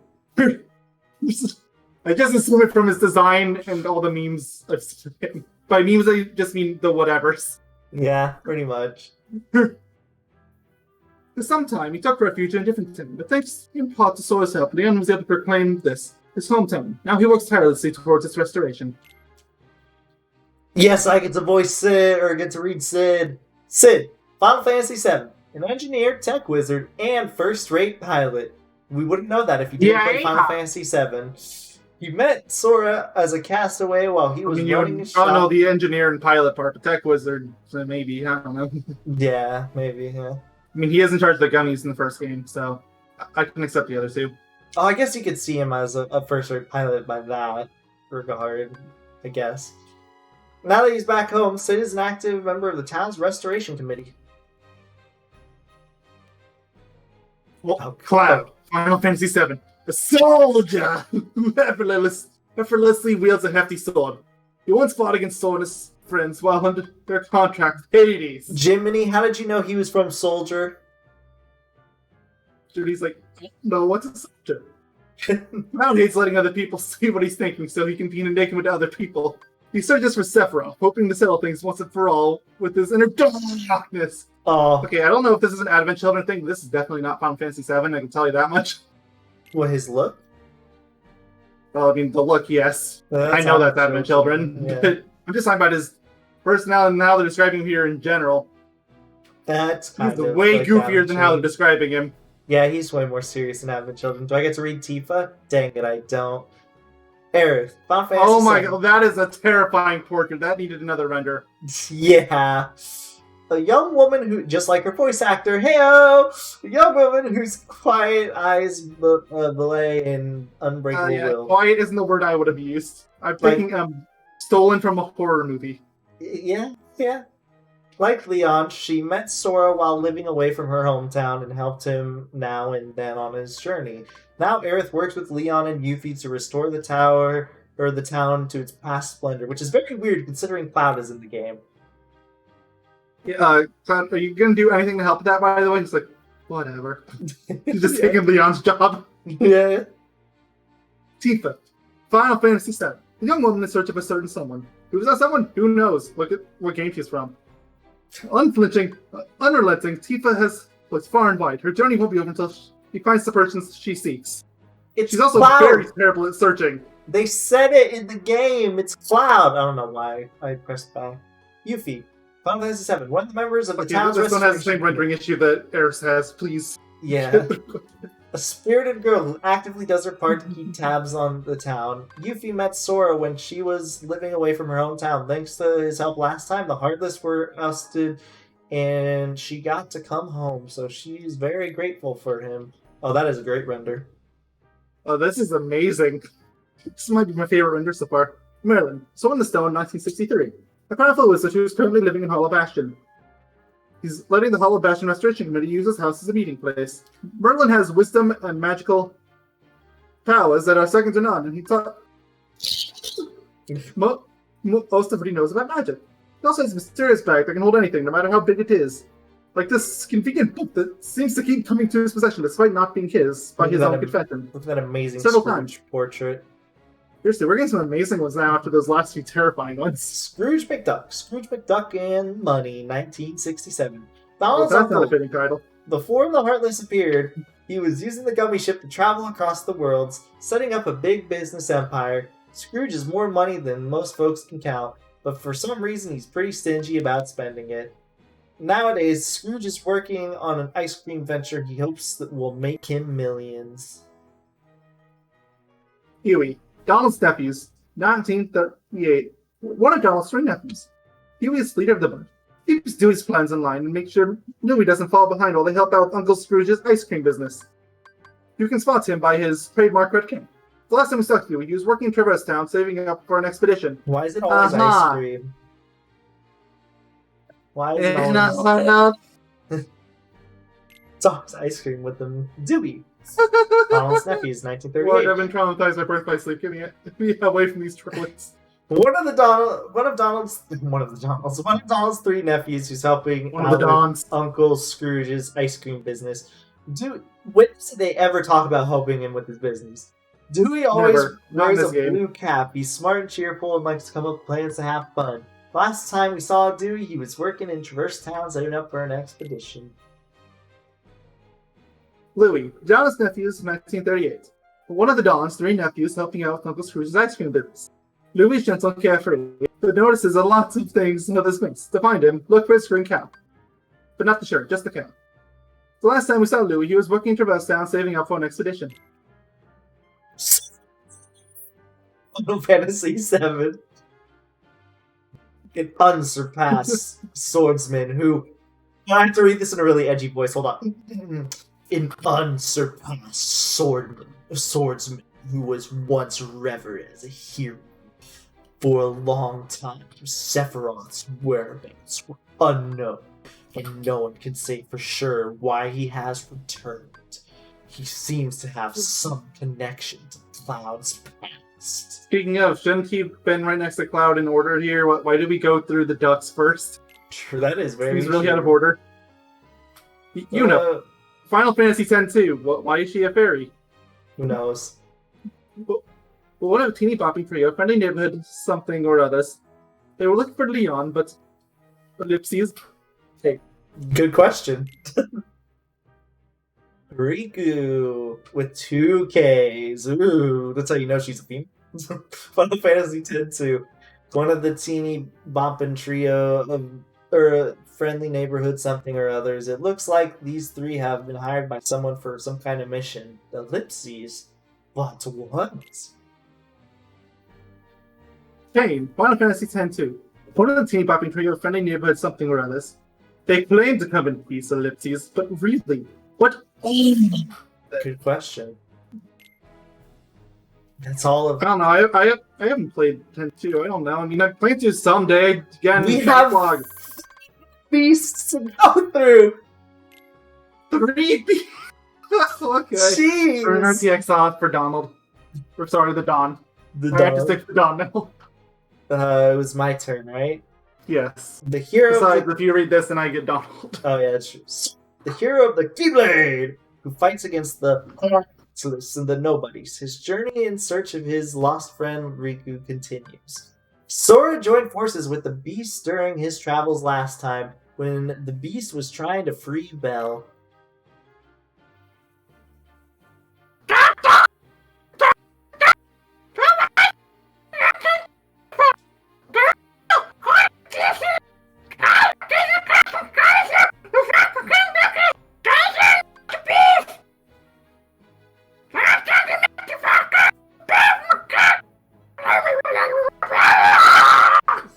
Okay, I'm done. We I was just breaking Royal shit. Knights! Goofy left Disney Castle in the Goldie ship to search for King Wicked. Goofy already knows the beast the last time they met and fought together to free Belle from her captors. The Beast. Beauty and the Beast, 1991. A hideous beast with sharp teeth and claws. Mysterious Rose is his most important possession, kept in a glass case. Zora and his friends helped the beast free Belle from Maleficent's clutches once before. Alright, time for another Very angry beast. portrait. The beast, the cold-hearted prince. Because of his selfish heart, he was changed into a beast by a beautiful enchantress. He was so ashamed of his hideous appearance that he turned his back on the world, meeting Belle softened his heart and gave him hope for the future. Why wasn't this all together in one? Okay, No. this one at least I can kind of Okay, get. yeah, this one at least makes sense. It has a different portrait and everything. The Beast. Beauty and the Beast, 1991. A spoiled and selfish prince. As punishment for his cold heart, a beautiful enchantress changed him into a beast. Unless he can learn to love and learn love in return, before the last petal falls from the enchanted rose, he'll remain a beast forever. Ignore that, Oh, sorry. wait, we can go back, what? Sorry. When Belle came to his world, he felt something changed in him for the first time in his life. I swear I saw this the first time in forever, and I was breaking a song. No, okay, fine. Belle, the Beauty and the Beast, 1991. A girl who was held captive in the Beast's castle. At first he frightened her, but little by little she noticed the injured heart he was hiding from the world. Belle was one of the 7 princesses needed to open the final door in the realm of darkness. She was very grateful to the Beast and to Sora for saving her after she was kidnapped by the Heartless. Belle, again. Belle, Beauty and the Beast, 1991. Belle saw through the Beast's rough area and helped him find the heart he'd been hiding from the world for such a long time. Belle loves to read books about exciting adventures in faraway places. 12. Beauty and the Beast. The Beast's Major Domo became a clock when an enchantress put a spell on the castle. Cogsworth is very particular about order and punctuality. Maybe that's why he turned into a clock? Mayhaps. Lumiere, Beauty and the Beast, 1991. The castle's Matridi. It became candlestick when the enchantress put a spell on the castle. Lumiere has a way with the words to be quite a charmer. Those French people. Mrs. Potts. Beauty and the Beast, Those 1991. pot people. Those Potheads. Potheads. The Beast's housekeeper and Chip's mother. She became a teapot when the enchantress put a spell on the castle. Mrs. Potts is always ready to warm your heart with a comforting cup of tea. Chip, Beauty and the Beast, 1991. Mrs. Potts to the boy. Chip became a teacup when the enchantress put a spell on the castle. His missing front tooth became a little chip on the rim of this teacup. So, I assume this probably wasn't explained in the movie, but is he still like a small child? Like, isn't it supposed to have been almost 20 years since the Beast had the spell cast on him? He's still a kid, yes. Okay. If memory I guess I'm serves. just not gonna put any more thought in that. The Wardrobe, Beauty and the Beast, 1991. The castle's lady's maid. That is a mouthful full. Jeez. She became a Also, wardrobe. why do you even have one of those when Beast was the only one living there? Good point. She became a wardrobe when Enchantress put a spell on a castle. In the castle marker. So, Organization 13's number 3. Its wiles have clouded the Beast's heart. The organization's motive is a string of mysteries. What the true core would be. Here's a hint. Kingdom Hearts! Zaldin. Section 13's number 3. He wanted the Beast's heartless and nobody in order to acquire Kingdom Hearts. In the end, however, Sora and his friends destroyed Zaldin. Poor Zaldin. Okay, Alright, on to... Land of Dragons is next. No, it's Olympus. Oh wait, where is it? Oh no, it's wait, after Aqua. What? Okay, whatever. Alright, I know you just did Olympus, but if you do Sora here, then I get to do Donald. Oh, you're doing Sora. It's important to me. The hero of the Keyblade, whose journey in search of Riku continues. Not long ago, he and Hercules put the freeze on Hades' plans to take over the world. Phyllis dubbed him an honest-to-God's Jew hero.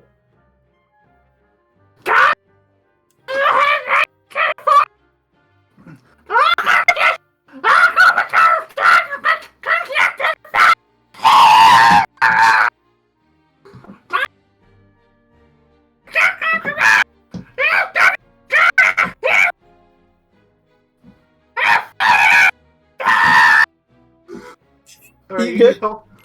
Yeah, I think I'm just breaking. Goofy.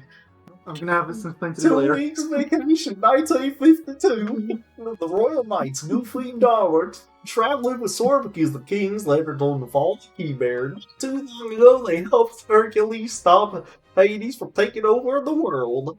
Feel as though him a junior hero. Hercules, 1977. Really don't need to think too hard about that one.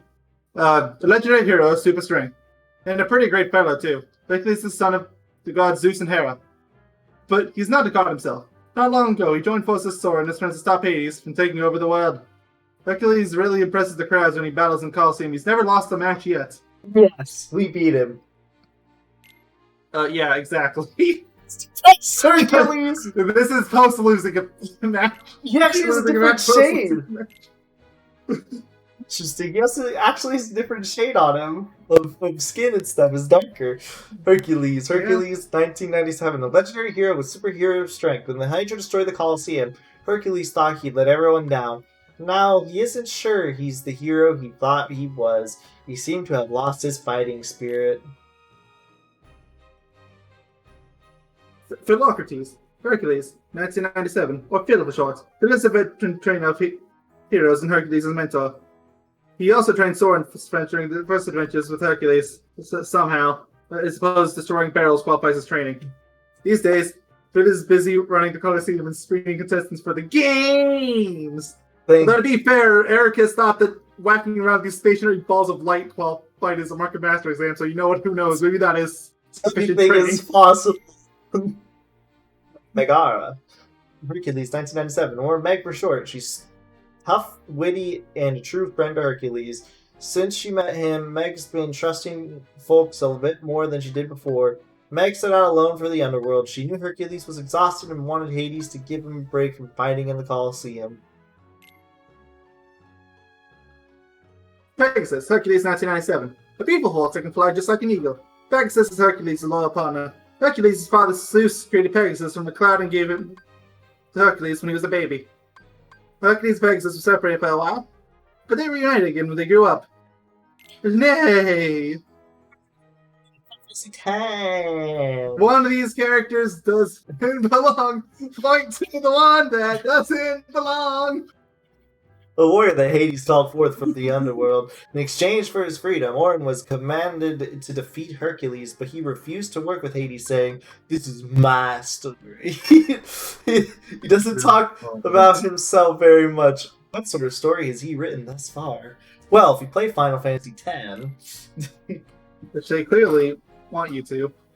Pain, Hercules, 1997. One of Hercules' lackeys. Pain tried to attack Hercules when the great hero was a little baby, but Hercules just clobbered him.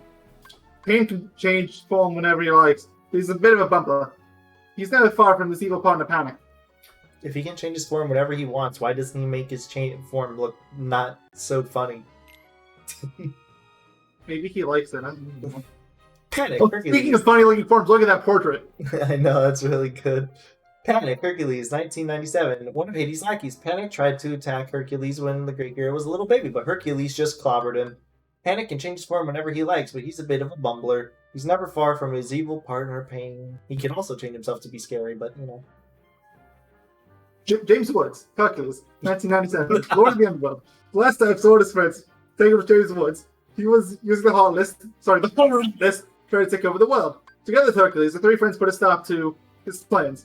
But James Woods is as evil as ever and won't rest until he sends Hercules to the underworld. What eternity! Also another wonderful portrait. Oh, it's Cerberus. Hercules, 1997. Guard the underworld, of the entrance to the underworld and Hades' loyal pet, Hercules, Soren, Donald, and Goofy teamed up to defeat him last time. But Hades brought him back. He's as dangerous as ever. Okay, I thought they were going to say Cerberus again, but his name is Cerberus, not Cerberus. Also, that is a BS. Hercules did squat to help. Yeah, seriously. He did nothing. Like, he did a little bit at the beginning. He insists that he helped, but he really didn't. The Hydra, Hercules, 1997. The legendary monster with many heads sent by Hades to fight Hercules. If you cut off one of its heads, 2 more will go back. Which means you're going to cut off 5 heads, and then you're going to have to fight 10. Have fun, kids! Andemics. Organization 13's number 9. He was surveying the world of Olympus and even swiped the Olympus stone. He's a lousy fighter. And that's just Yes. Wait, there's more that you can scroll down with. Oh, was it? Oh, there was. Oh, Demix called Sora Rock. That's okay. Oh, wow, that's exciting. Heat, Steamboat Willie, 1928. Hitting Mickey's nemesis. Heat is collecting non-mutable... Sorry, this. Nothing Maleficent in her scheme to take over all the worlds. He's also lending James Woods a hand in his collection of harmless. That's all of Olympius. Time for Agreba. Sora. This is the hero of the Keyblade who fights against the Heartless and nobodies. His journey in search for Riku continues. In his travels last time, he helped stop Jafar from taking over Agreba by trapping him inside a magical lamp. Well, yeah, that worked well. Have fun.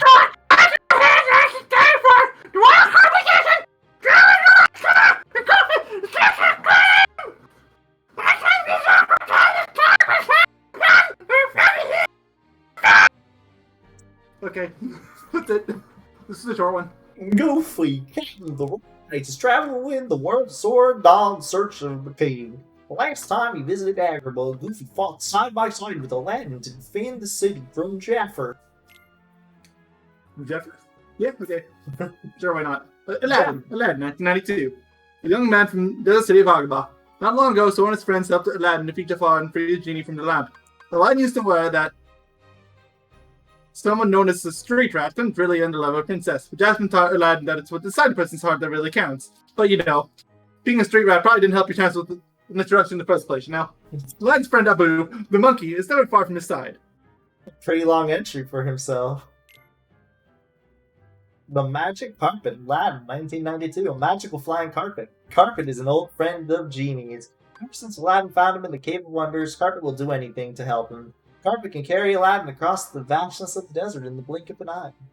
I'd just like to remind you that the Magic Carpet here has a longer entry than Pick an Answer. Yeah, seriously. Iago! I'm not gonna do that the whole time. Just had to do it once. Iago, Aladdin, 1992. Jafar's boisterous and cunning pact. He's Jafar's eyes and ears, everything going on in Agrabah. Iago's mischief has finally landed him inside the lamp in prison of Jafar. Now that he's finally free again, he swears he's turned over a new feather. But I wonder, Ellipses. Did it land him inside the lamp? Yeah, he got stuck in there too. He just got out first. Oh, okay. I didn't remember. Oh, look at that beautiful portrait of Abu. Woo! Aladdin, 1992. Aladdin's faithful and rather furry sidekick. Abu doesn't talk a lot, but he always understands what Aladdin needs. Unfortunately, Abu can't resist treasure, even if it belongs to someone else. Okay, monkeys are pretty rare in this town world, whatever, right?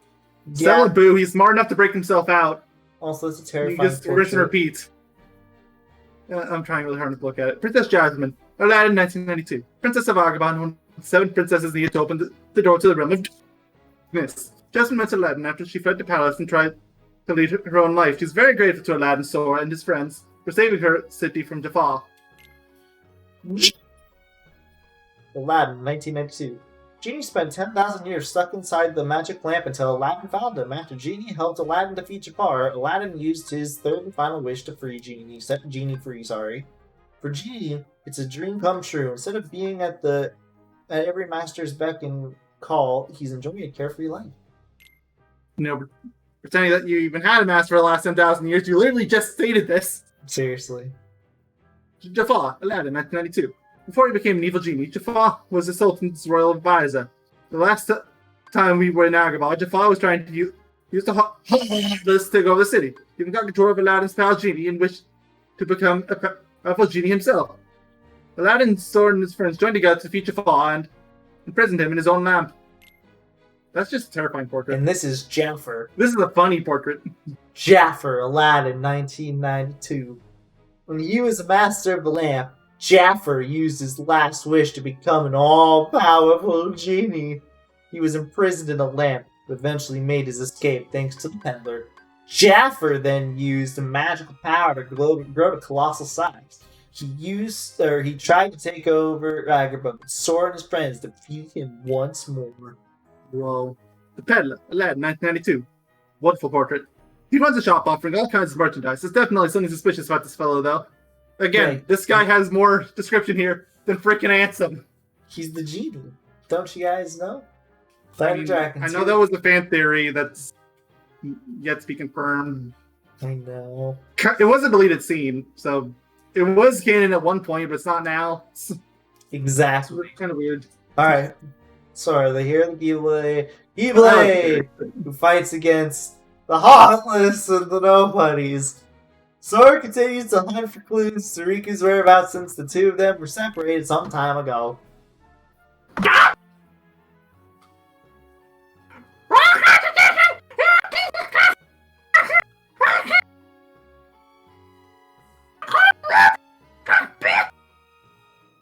I'm done. I like how you're making it faster and faster. I'm just, it's the same crap every time. Yeah, Like, seriously. there's literally nothing different. I'm just No. trying to rush through it at this point. Goofy, captain of the Royal Knights, who left the Disney castle on a journey to find the king who had disappeared. Goofy's loyalty to the king making is second to none, and he's always ready to help his pal Sora. I don't care enough to read the last sentence, but When whatever. the going gets tough. Yeah, when the going gets tough. Alright. Okay. King, Mulan, 1998. The only daughter of the distinguished Fu family, or Fa family. Her real name is Fa Mulan. She disguised herself as a man and joined the Imperial Army in her father's place to fight the Huns and uphold the family's honor. The other soldiers know her as Ping. Mulan. Oh, that's actually a pretty good portrait. Mulan. Yeah, that's surprisingly good when considering how bad some of even the main character portraits are. Yeah. The only daughter of the distinguished Fa family. Mulan has a hard time acting the way everybody wants her to. She's sure she'll never fit in. But when her aging father was ordered to join the Imperial Army, she sneaked away and risked her life to take his place. Mushu, Mulan, 1998. He used to be one of the Fa family guardians, and Mushu's mistakes got him promoted to the lowly job of gong ringer. He hopes to prove himself and win back his place among the other guardians by helping Mulan. Mushu gave Sora and his friends invaluable help during their last adventure. Sure. If you Maybe insist. for level 1 runs. Yeah, if you insist, Mushu. Captain Li Shang. Mulan, 1998. A talented young officer whose father is distinguished general in the Imperial Army. Captain Shang has to train a disorganized group of recruits who have been drafted to help fight the Huns. He sure is a stickler for discipline, so he must have his hands full getting his inexperienced troops into shape. I didn't know you had a name. Yeah, Mulan, 1998. One of the men drafted to help defend China from the Hun invasion. He was a compact sort of fellow who likes to brag that he's tougher than anybody else. Qianpo, Mulan, 1998. One of the men drafted to help defend China from the Hun invasion. Qianpo sure does love a good meal. In fact, he'd probably rather dream about food than glory and adventure. Hey, don't just because he's big bone doesn't mean you gotta call him out. Ling, Mulan, 1998. One of the men drafted to help defend China from the Hun invasion. Ling loves to talk and tell jokes. Okay, They then could Mulan. think of nothing for this guy. I like how the Emperor, they gave him his sitting animation rather than like the one animation of him standing. Yeah. For Mulan 1998, the Emperor rules China with wisdom that's said to be vast as the ocean, and with a resolve that is unsinkable or unshakable as a mountain. He is deeply grateful to Mulan and Captain Shang for saving China from the Huns. So this guy's supposed to be really smart, right? So hear me out on this. Lock him in a room with Yen said and figure out a plan against Xehanort. Yeah, seriously. Really, if all these worlds are at stake, it's okay to break world order, really. Seriously. It is. It's not like they even care about it half the time anyway. Shan Yu, Mulan, 1998. Leader of the Huns. He wants to take over all of China because he's a greedy boy with a very sharp stick. Shan Yu and his enormous army are fearsome fighters who have defeated some of the Emperor's best troops. Now Shan Yu plans to use the list to invade the Empire. Shan Yu has fierce eyes and is always seems to hawk as his eyes and ears from above. Just tell me there's an entry on this hawk. Oh, there isn't. I'm a little disappointed. Zigbar. Organization 13 is number 2. When Sora I called feel him like I out, love you putting animals in there. thinking he was They Riku's. put one for the freaking carpet in Niagara Boss, so Zigbar gave a curt reply. His motives and methods are unclear. Okay, this is literally the same thing. No alright, different. moving on to the next one. 100 Acre Which Woods. is 100 Acre Woods. Okay, there's not going to be a Donald here, so I don't have to worry about good. Okay, a boy who... Okay, you could read this one then. Yeah, this one's fine for me to read whatever. Sora, boy who is the Keyblade. Not long ago, we gathered up the scattered pages of a storybook and became friends with everyone inside. Winnie the Pooh and the Honey Tree, 1966. Look at that portrait. That's actually really good. That is really good for Winnie. Or Pooh, rather.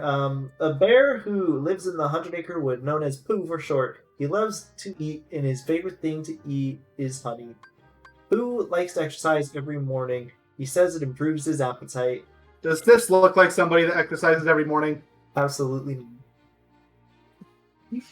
Tigger, Winnie the Pooh in the Blustery Day, 1968. Tigger sure is energetic.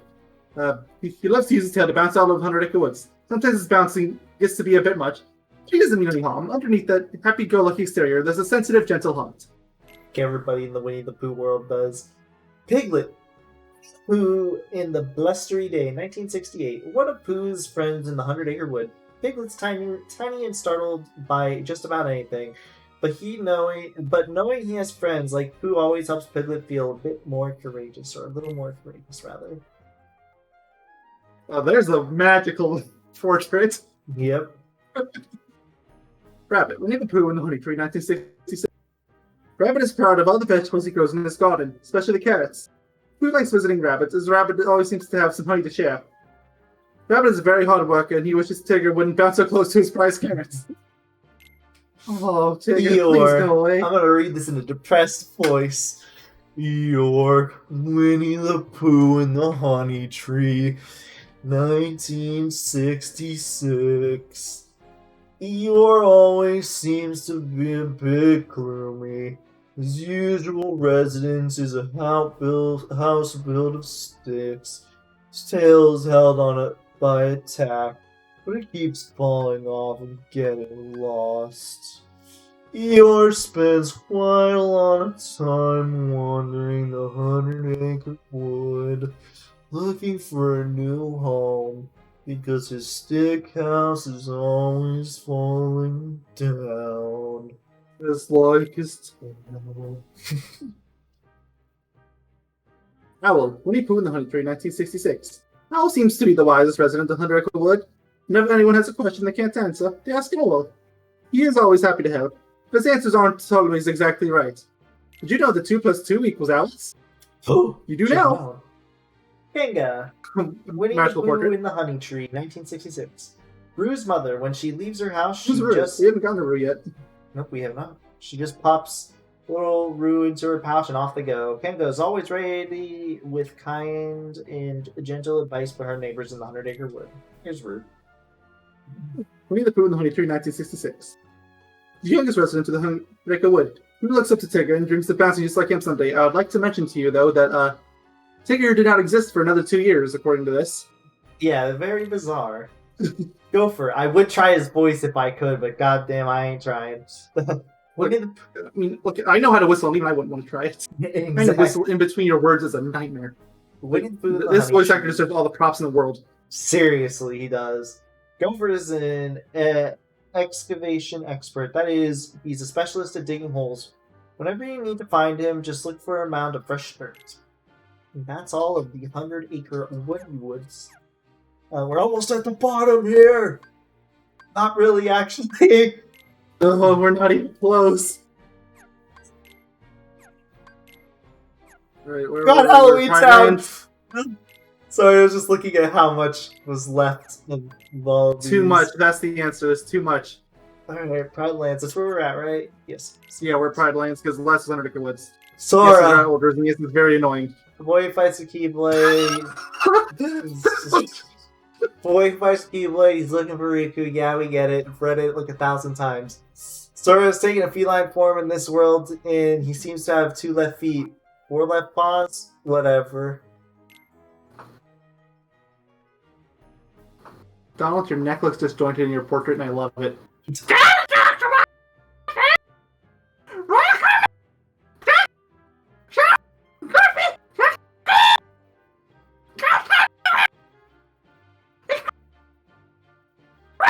Alright, I'm good. Move on.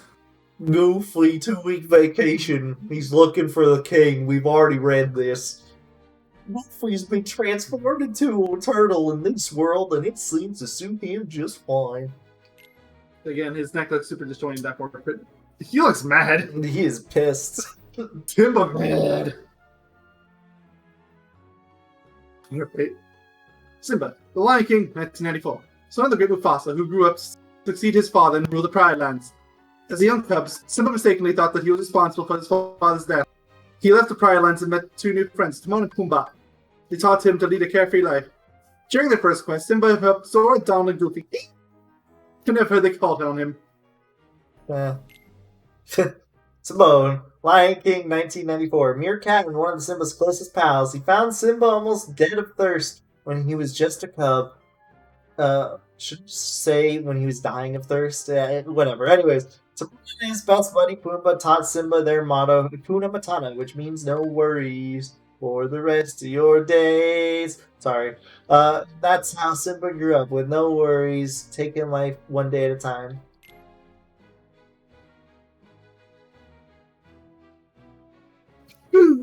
These portraits are all either terrifying or amazing.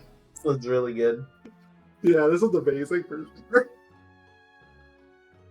Pumbaa, Lion King, 1994. A warthog and one of Simba's closest pals. He found Simba, almost dead of thirst. Ignoring you. When he was just a cub. Pumbaa and his best buddy Timon taught Simba the motto, Hakuna Matata, which means no worries. Some folks are a bit put off by Pumbaa's pungency, but a kinder fellow, you'll never find it. Nala, the Lion King, 1994. Simba's childhood friend and girlfriend, Nala, has grown up to be a strong lioness. She's searching for help to save the Pride Lands, which has fallen into a terrible state. Mufasa, why are you Mufasa! Yeah, and is this the exact same model as Simba? Like, you wouldn't be forgiven for doing that. It looks... I think he has a little bit more hair, and he's got a little more hair on his chin, I see. Maybe. Mufasa, Lion King, 1994. A great king of the Pride Lands who is loved by all the animals who live there. He passed on the wisdom of generations of kings to his son Simba. Mufasa tried to climb to safety after saving him Simba from a stampede, but Scar sent him falling to his deathly demise doom. Rafiki, the Lion King, 1994. A mandrill who lives in the Pride Lands. Rafiki is a wise old shaman. I don't know about why. Well, he is wise, but he's also crazy. Rafiki was a trusted advisor to Mufasa. Exactly, and has always looked forward to the day Simba would take his father's place as king. Gah! The Lion King, 1994. Simba's evil uncle and brother Mufasa. After Mufasa's death and Simba's disappearance, Scar became king of the Pride Lands and used the hyenas to move on. Do his dirty work. Scar hasn't taken care of the Pride Lands, so almost all the animals have been forced to leave. The ghost of Scar! I like how it's literally just the darkened version. Welcome to Kingdom Hearts, pal. Phantom appeared in the Pride Lands after Scar's death. It seems to have been created from the evil in Scar's heart. Hot! And it preys on the weakness in Simba's. The ghost may be a sign of more evil to come. Simba still can't seem to believe in himself. Talk to Tails, he'll help you. And the other lions are getting more and more worried. Okay, so why is this only a problem for Simba with Scar? Like, I feel like this is a plotline that's been used in several worlds. I don't know. Even in this game, like, isn't that? I feel like Hercules had a bigger case of self-doubt than Simba ever did. Probably. Anyway, Shenzi, the Lion King, 1994. A cowardly hyena who hates lions. Shenzi takes the lead when she and her friends are up to mischief. She is always quick to follow the strongest leader, despite being the leader herself. Bonsai, Lion King. I'm calling him Bonsai. Cowardly hyena who hates lions. Bonsai likes to complain but doesn't like to work. He's always looking to find an easy meal. Ed. And the crazy one, Ed. This is one of my favorite portraits so far. I'm just going to bring that up. The Willis hyena, who's not very smart, but loves to laugh. It's a lot of ripping from his pals, Shenzi and Bonsai, but it doesn't seem to care. Or maybe he's just too crazy to notice. See early on a personal level. Steamboat Willie, 1928. I remember this version of Pete appearing in Steamboat Willie. I don't either. Pete's using the Heartless to get to get control over the worlds. He's helping Scar's Phantom too. Seems like Pete's trying to cover all his bases. All right, on It's very much to not like him. Atlantica. There's Donald here, so That wink. yeah, you're the Kool-Aid. Yeah, separated, looking for Riku. Yeah, we get it.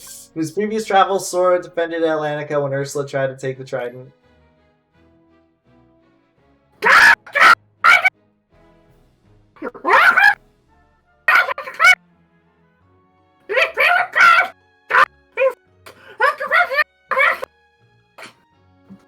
Okay, you can move on. Goofy! Royal Knight looking for Mickey. Yeah, we get it. His previous travels, Goofy and his friends helped to defeat Atlantica from Ursula the Sea. Bitch! Ariel, Little Mermaid 1989, seventh daughter of Triton, King of Atlantica. Ariel has the most beautiful singing voice of all the merpeople. Ariel wants to see the world outside of her ocean home. She even keeps a collection of things from the human world in the secret grotto. So his friends helped her last time Ursula tried to take over Atlantica. Ariel, but with feet. The Little Mermaid, 1989. The seventh daughter of Triton, the King of Atlantica. Wait, where'd the other daughters go? I'm gonna assume they had a not so happy fate. I guess so. She made a deal with Ursula to become a human and lost her beautiful voice in the bargain. Ariel has 3 days to make Prince Eric fall in love with her. If she doesn't, she'll become a mermaid again and belong to Ursula. So hear me out on this. Sign language. Or short, even if you don't want to use signs, like, you can still make general motions. Like, I'm sure he'll understand you waving your arms. Yeah, just make a heart. Easy. Look at his mustache. Oh, this is amazing too. Alright, I'm good. King Triton, Little Mermaid 1989. The Sea King who rules over Atlantica. The Trident is symbol of his power. Triton dearly loves his daughter, Ariel, but to ensure her safety and the security of his kingdom, he's strictly forbidden her from having contact with anyone from the human world. Triton, Mermaid 1989. The Sea King who rules Atlantica used to use to until Ursula changed her to a small, ugly sea creature, but he was willing to pay that price to save Ariel from Ursula's evil magic. What a father. Oh, Bastion! The Little Mermaid, 1989. King Triton's court composer. You can almost say he's a musical genius! Almost. He's not quite. Yeah. Sebastian's also in charge of keeping an eye on Ariel to make sure she stays safe. Right now, he's working on a very special musical to make sure she stays safe while she loses her voice while running around in that human world. It's very much unsafe. Yeah. Flounder, The Little Mermaid, 1989. Ariel's trusted friend Flounder would do anything for her. He's small and not exactly brave, but he'll never leave Ariel's side, even when it comes to facing danger, or even when it means facing. That's a surprisingly good portrait. I was expecting a disaster. Same. Actually got something okay. Okay. Prince Ed, The Little Mermaid 1989. A prince from the world on land who loves the sea. Ariel saved him from drowning when his ship sank one stormy night. Prince Eric doesn't remember anything from that night except Ariel's enchanting voice. Now he's searching everywhere for the girl who saved him. Well, that's unfortunate. Oh, this is Ursula. I was about to say, why is this random one-off character that I remembered it was Ursula? Vanessa, The Little Mermaid 1989. Ursula changes up into a beautiful girl. Oh, Ariel's prettier than Vanessa. To ruin Ariel's chances with Prince Eric, Ursula gave her voice to Ariel gave her voice to Ursula. I almost said Ursula gave her voice to Ariel. That would be terrifying. When she signed their contract, and Ursula used Ariel's voice to mesmerize Prince Eric. Ursula. The Little Mermaid 1989. A sea witch who lives in a cave far from the palace. It's not really that far, it's only a few rooms away. She used this sort of King Triton until her evil scheming got her banished. Some time ago, she tried to get rid of King Triton and take over Atlantica. Sora, Donald, and Goofy helped Ariel defeat her, but she used the power of her darkness to return. Her grudge against King Triton is as strong as ever, and now she's looking for revenge. Okay, seriously, can you please move your tentacles out of the way? Yeah, Really hard to breathe. I wanted to comment on that so bad, it just keeps getting in the way. Jetsam. fellow mermaid, evil eel who works for Ursula. His right eye shines with a menacing gleam, golden gleam. Jetsam is a smooth talker, and he knows how to manipulate the hearts of others. Ha! Sorry. He was defeated by Sora and his friends in the last battle, but Jetsam returned along with Ursula. Why does Jetsam have so fucking much on here? Again, Ansem is crying right now. Flotsam, the little mermaid 1989, an evil eel who works for Ursula. His left eye shines with a menacing golden gleam. Flotsam uses an empty promises to lure unsuspecting mermaids to Ursula's clutches. He was defeated by Sora and his friends in the last battle, but Flotsam has returned along with Ursula. Not that it'll keep him along for very much longer. Disney Castle, here we go. Sora, looking for Riku, yes, understand. He's fighting Marvelous and nobodies, whatever. He's looking for the king also. Sora came to Disney Castle in response to Queen Minnie's wishes.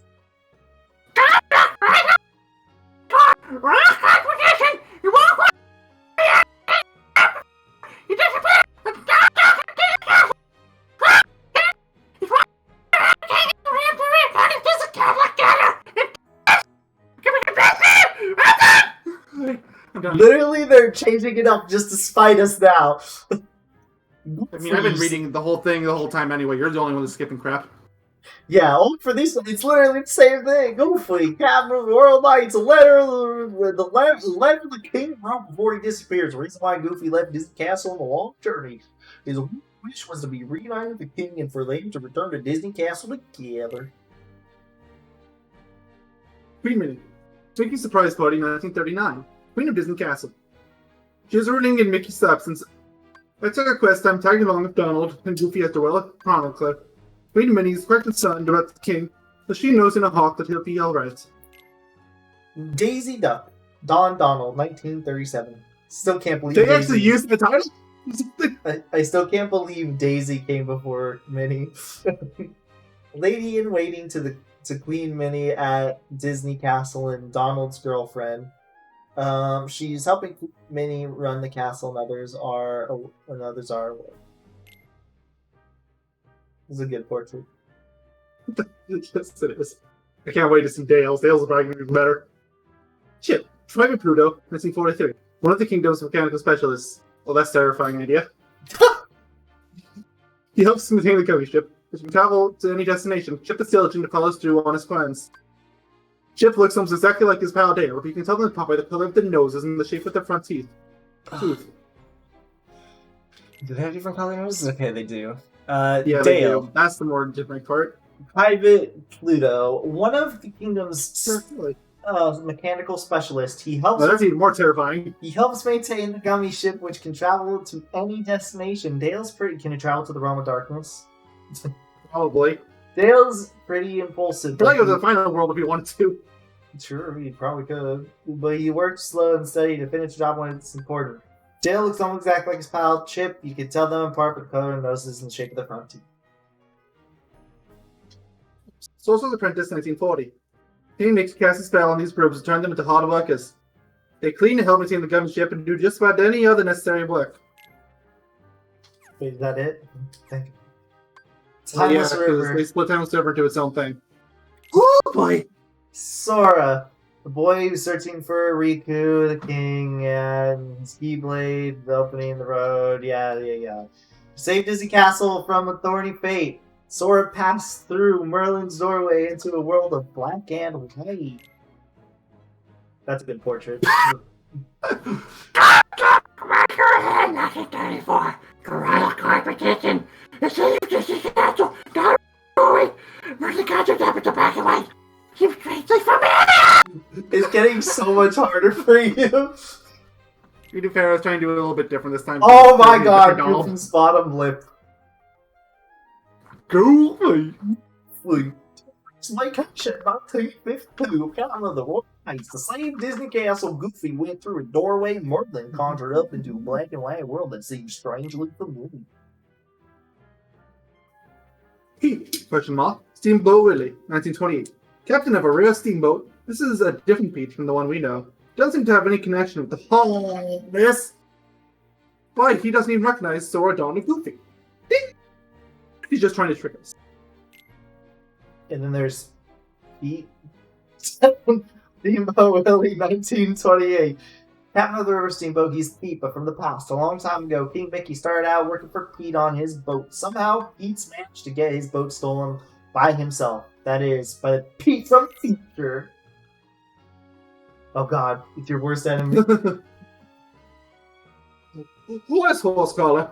The Plowboy, 1929. An old friend of King Mickey, Queen Minnie, and other folks at Disney Castle. Horse wouldn't be Horse without his big plow collar.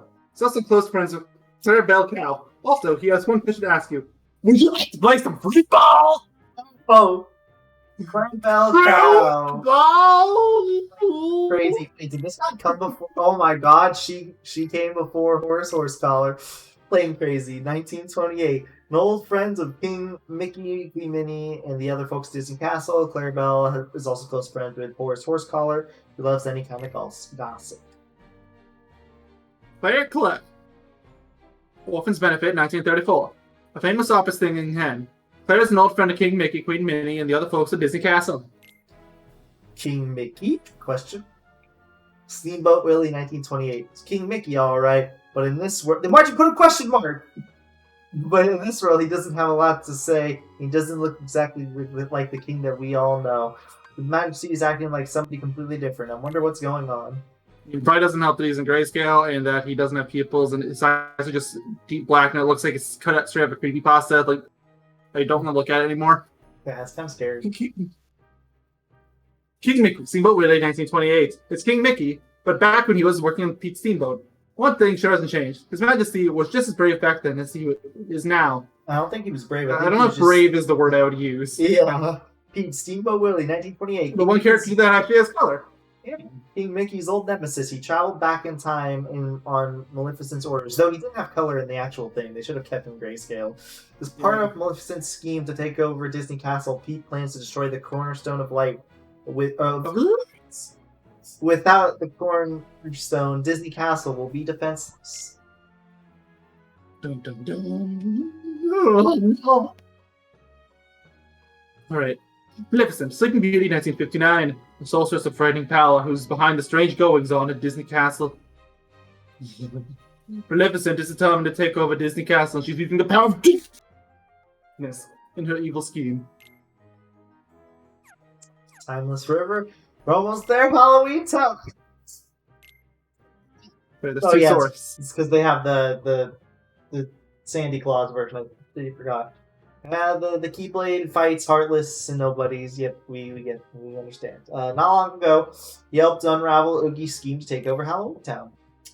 Yes, again, Keyblade Wheeler who fights Heartless Nobodies. He's Sora, after all. His first visit to Christmas Town was nothing short of exciting. That feeling combined with the Keyblade's powers and essence of this outfit. Interesting.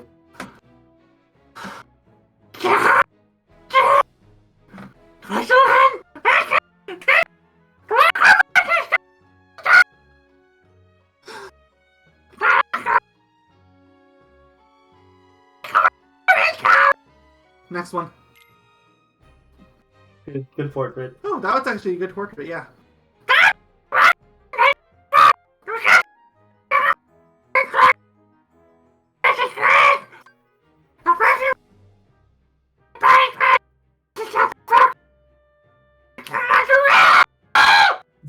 Okay, move on. Goofy, 2 weeks vacation, 1952. Captain of the Royal Knights, he traveled the world, sword all in search of the king, because that's all he cares about. Not long ago, he helped unravel Oogie's scheme to take over Halloween Town. I am not rereading the first paragraph. You can't make me, because he just searching. Yes, I can reread it. Okay, Father, I'm sorry. The captain of the Royal Guard, he and Sora joined together in search for the missing. He always seems to be caught in the middle of Sora and Donald plans. Look, if I had to read it in my voice butchering nonsense as Donald, you have to do it as your much less voice butchering goofy voice. Fair enough. Jack Skellington, The Nightmare Before Christmas, 1993. Pumpkin King. He loves scaring folks more than just about anything. When Sora and his friends first met Jack, he wanted to use the spice up his frightening Halloween celebration, but things didn't work out quite like Jack planned. Now Jack's enchanted by Christmas. He is determined to give Santa a rest by showing that he can do a top job a top-notch job by running the big day. I can't Top tell you, you can't notch. make me. Jack The top job notch. Jack Skellington, Nightmare Before Christmas, 1993. That is a magical portrait. It really is. He loves to scare people silly, but Jack discovered Christmas. When Jack discovered Christmas, he was captivated. He even thought he could improve it by adding his own special brand of treat. Jack wanted to deliver presents to the children of the world for Santa. Santa helped him realize that his talents were really meant for Halloween Town, but Jack still has the Santa suit Sally made for him. Aww. Speaking of, Sally, Night Before Christmas 1993. One of Dr. Finkelstein's creations. Sally patched together with bots that sometimes come off and move around on their own. She's gotten very good at mending herself with the needle and the thread. Sally usually helps Dr. Finkelstein around in the lab, but she'd much rather spend time with Jim. Dr. Finkelstein, The Nightmare Before Christmas, 1993. The mad scientist of Halloween Town, Sally is one of his creations. The first time Sora and his friends met the doctor, he was trying to create a heart. A heart! He failed, but he hasn't lost his appetite for strange inventions. The doctor's head is made out of steel plates that open up for maintenance. Yeah, because, sometimes he needs to itch his brain. Of course. Zero, that's not very nice. The Night Before Christmas 1993. Jack's ghost dog. He comes out of his grave whenever Jack calls and never gets tired of playing fetch with his master. Love his absolutely huge top hat. The Night Before Christmas, 1993. They shrink his mall down just to emphasize how big the hat is. See, yeah. The twin-faced mayor of Halloween Town, his face switches from a happy version to a sad one depending on his mood, which seems to change pretty often. That's not what two-faced means, but I'll take it here. I mean, it's a literal pun, so I'll accept it. Yeah. The mayor relies on Jack to make preparations for Halloween. In fact, the mayor can't decide a thing without Jack's help. Why are you the mayor? Was this a fair election, or was this like how you call yourself A mayor? a mayor when you just took over by force? Also, this is a pretty decent portrait, actually. It looks wrong with the mask, though. I know. Well, Nightmare Before Christmas, 1993. Remember the Pranksters trio that includes Shock and Barrel? Their walking bathtub helps them get around while they commit all kinds of mischief. They sometimes help Yogi, but they're not really loyal to him.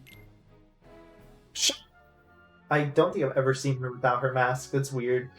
The Nightmare Before Christmas, 1993. Another member of the trio of troublemakers. Shock is the most cunning of the three and comes up with a lot of their ideas of mischief. Last time Oogie was defeated, she started behaving better. Well, just a little better. I've seen Burrow without his mask at least. That one looks fine. It's terrifying, but Barrel, The Nightmare Before Christmas, 1993. A member of the trio that includes Lock and Shock. Again, his name really doesn't fit, but whatever. He's often the object of his partner's pranks and practical jokes. If anything, I feel like Shock's name is less fitting than Locke's. They only have the OCK at the end, so yeah. Santa Claus, Night Before Christmas, 1993. Known to some as Father Christmas, Santa Claus, or Sandy Claus, makes children's dreams come true every year on December 25th. Delivering presents. No, he doesn't. He does that on the 24th. Get your lore right. Yeah, come on, guys. You get it ready for the 25th. On a sleigh drawn by flying reindeer. To get ready for Christmas, he depends on his list of this year's good little girls and boys. It seems our friend Jack Skellington is a bit confused. He thinks Santa Claus's name is actually Sandy Claus. I'm glad that they actually put that in. Bathtub gets its own entry. Okay, if the bathtub gets its own entry, there's no reason that the Shinyongs or whatever his name was, Hawk, couldn't get its own entry.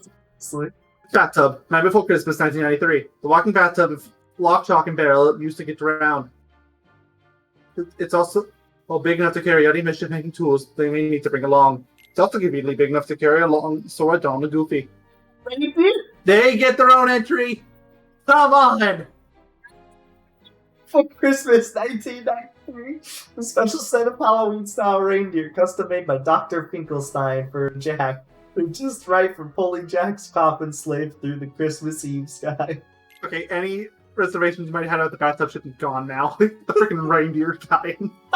Boogie Boogie, Night Before Christmas, 1993. This portrait is magic. An evil bag of bugs who loves gambling with dice and dreams of causing trouble for Jack in his Halloween town. Sora and his friends defeated Yogi once before, but Maleficent brought him back as part of her evil plan. The experiment, Dr. Finkelstein's puppet creation. Unlike Sally, it didn't have a heart. So it went to find one in the love that's bundled with all presents. It's a nice experiment looking Nice little experiment. looking for the good things, you know. Maleficent, Sleeping Beauty, 1959. The solstice of frightening power. He's using the list. It's a part of her scheme to bring all of the worlds under her control. Lock, Shock, and Barrel are just what Maleficent needs to make trouble for Sora and his friends while they're in Halloween Town. I mean, I read that. Not sure why she doesn't just cause trouble herself, but okay. True. At least let Pete do it. I like how there's undead pirates we get to read off. Great. Sora, the hero of the Wait, Sora has his own disguise here. Why don't they? I wonder if Donald and Goofy will have theirs. A boy destined... Or at least the color scheme. Yeah. A boy destined to battle the Heartless and the nobodies. So, Heartless! Sora searches for Riku, hopes to land the island together. They can do it. When he arrived at Port Royal, Sora couldn't hide his wonder of how he felt and how different it was from other worlds he'd visited. Is it because it was realistic? Maybe. Again, just no normal downloaders. Like, they at least had a different color scheme, but like they didn't look the same. He didn't.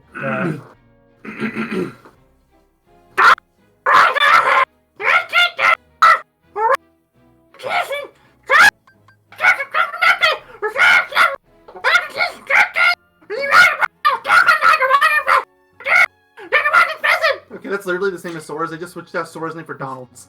Seriously. It's probably going to be the same thing for Goofy. Goofy, 2 weeks vacation, 1952. With the Royal Knights, he was traveling worlds in search of King Mickey, who set out to solve the riddle of Organization 13. When he arrived at Port Royal, Goofy couldn't hide the wonder. He felt at how different the world, how different it was from the other worlds he visited. Captain Jack Sparrow, if you please. Pirates of the Caribbean, 2003. A pirate who sails the high seas. He sure is a colorful character, and one who really values his freedom. He says he's a captain, but he doesn't seem to have a crew. Jack was arrested in Port Royal and thrown in jail, but Will Turner helped him escape during a pirate attack. Jack seems to know something special about Will's name. Wonder what it could be. Also, he looks even more drunk in his portrait than he usually is. His portraits look Portrayed so by much us. better than the actual models. Will Turner, Pirates of the I'm Caribbean. sure they had to dumb down the models to fit Probably. the brick Yeah. that is a PS2. They look like more high-quality PS2 models, I should say, in the portraits. Pirates of the Caribbean, 2003. A very talented swordsman. As a boy, Will was rescued at sea after pirates burned his ship and left him to drown. But at the same time he was rescued, the pirate medallion his father had given him disappeared. Young Elizabeth Swan was aboard the ship that rescued Will, and they've been friends ever since. As Elizabeth's father's governor of Port Royal, Will is a bit shy and rather formal around her. Speaking of, Elizabeth Swan, Pirates of the Caribbean, 2003. Daughter of Port Royal's governor. To protect Will, she kept his pirate medallion hidden from her father and his men. A bit romantic about pirate life, she likes to steal a glance at the medallion every now and then. Will is a bit shy and rather formal about Elizabeth because of her father's position. She kind of wishes he wouldn't be. So what is that portrait? That one is actually terrifying. I don't know. Not Barbosa's, Elizabeth's. Captain Barbosa. Barbosa's I actually think is really good. Yeah, it's pretty damn good. Pirates of the Caribbean, 2003. Captain of the Black Pearl and leader of the undead pirates. The medallion's curse keeps Captain Barbosa and his men in a kind of limbo between life and death. Their true form is revealed by the moon. It's a terrifying sight to see. These days, Captain Barbosa has joined up with Pete in search for ellipses something. Undead Pirate A. Pirates of the Caribbean, 2003. A pirate cursed by Aztec treasure. By moonlight, his appearance is terrifying. I'm assuming all these guys are going to yeah, be the pretty same. scary. Oh, nothing bad. Undead Pirate B, Cat Pirates of the Scarlet Stones on the actual model.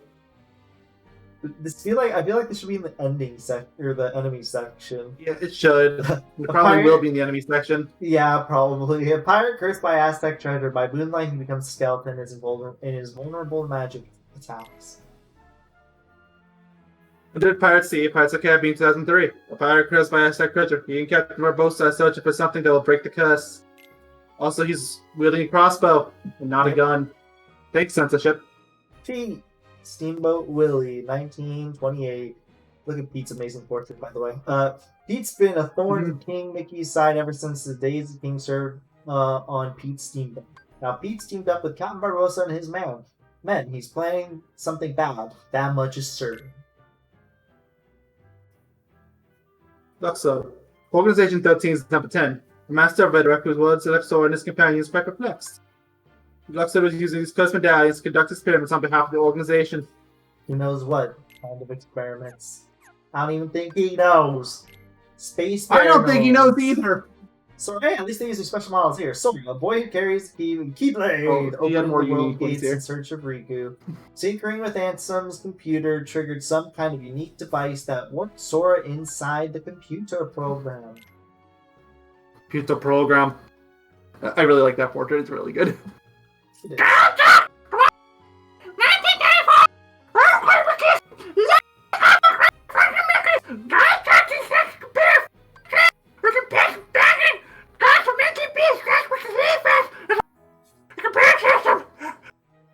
Sounded like you were rapping after a while. Another good Goofy portrait.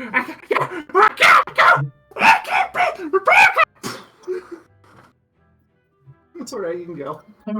Vacation 1952. The Royal Knights he's left this castle on quest to find King Mickey. Donald tried to use Ansel's computer to find the king, but his impatient begging caused the MCP to transport the three friends into the world inside the computer. Thank you. I like how Sora and Donald both act like they were up on the Goofy's just like, yeah, no, Donald sucks. Hey, it's Goofy. Of course he would be like that. Tron, 1982. Security program created by a computer user to watch the MCP. Tron is very dedicated and he'll do just about anything for his user. He's much more blue in his portrait than his model. He is. And they're the same. What? Interesting. Tron, 1982. Security program that was improved and upgraded by Ansem the Wise. He's the fellow who was who also reprogrammed the MCP. Tron is dedicated to making sure the system functions correctly, but the MCP wants to take control away from the user. Only Ansem knows why these two programs behave so differently. Okay, why can't they just use that second one? That one. I don't know. Solved! Tron, 1982. A powerful program who doesn't serve any user. Just the MCP. Commander Sock is pretty harsh to any program tries to resist his master's power. I wonder what the MCP's profile picture is. It's Probably so the giant cool. face.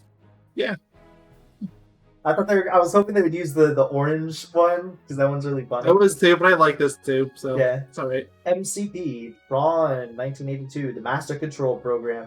He rules the system as the Chief Control Program. Instead of working for the users, the MCP is planning to take over the system himself. By refusing to follow the user's orders and trying to enact his evil plan, he's causing chaos among other programs. I want to see this full picture thing.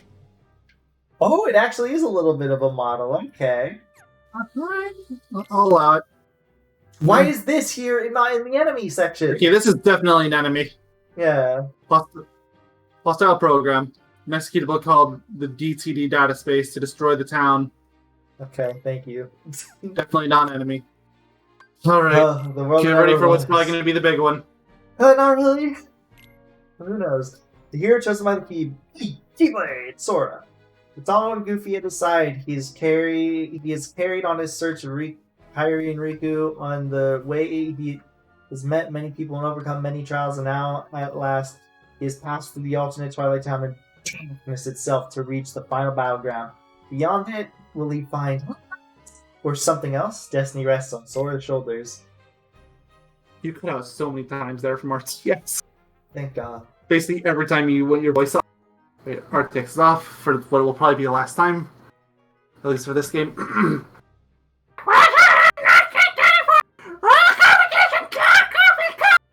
Wait, that's illegal.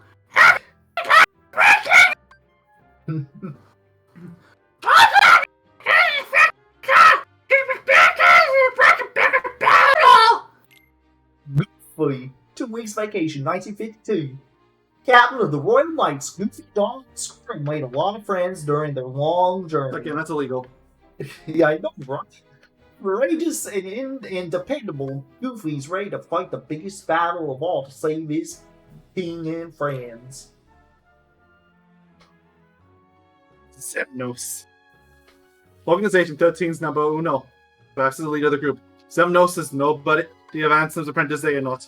He used sword in his keyblade to collect hearts in the heartless and see Kingdom Hearts to its completion. By the way, on your off ones, I've been rendering out the thumbnail for this, and it was a super obvious joke. I don't care. This was obviously what I had to go with. I can't wait to see it.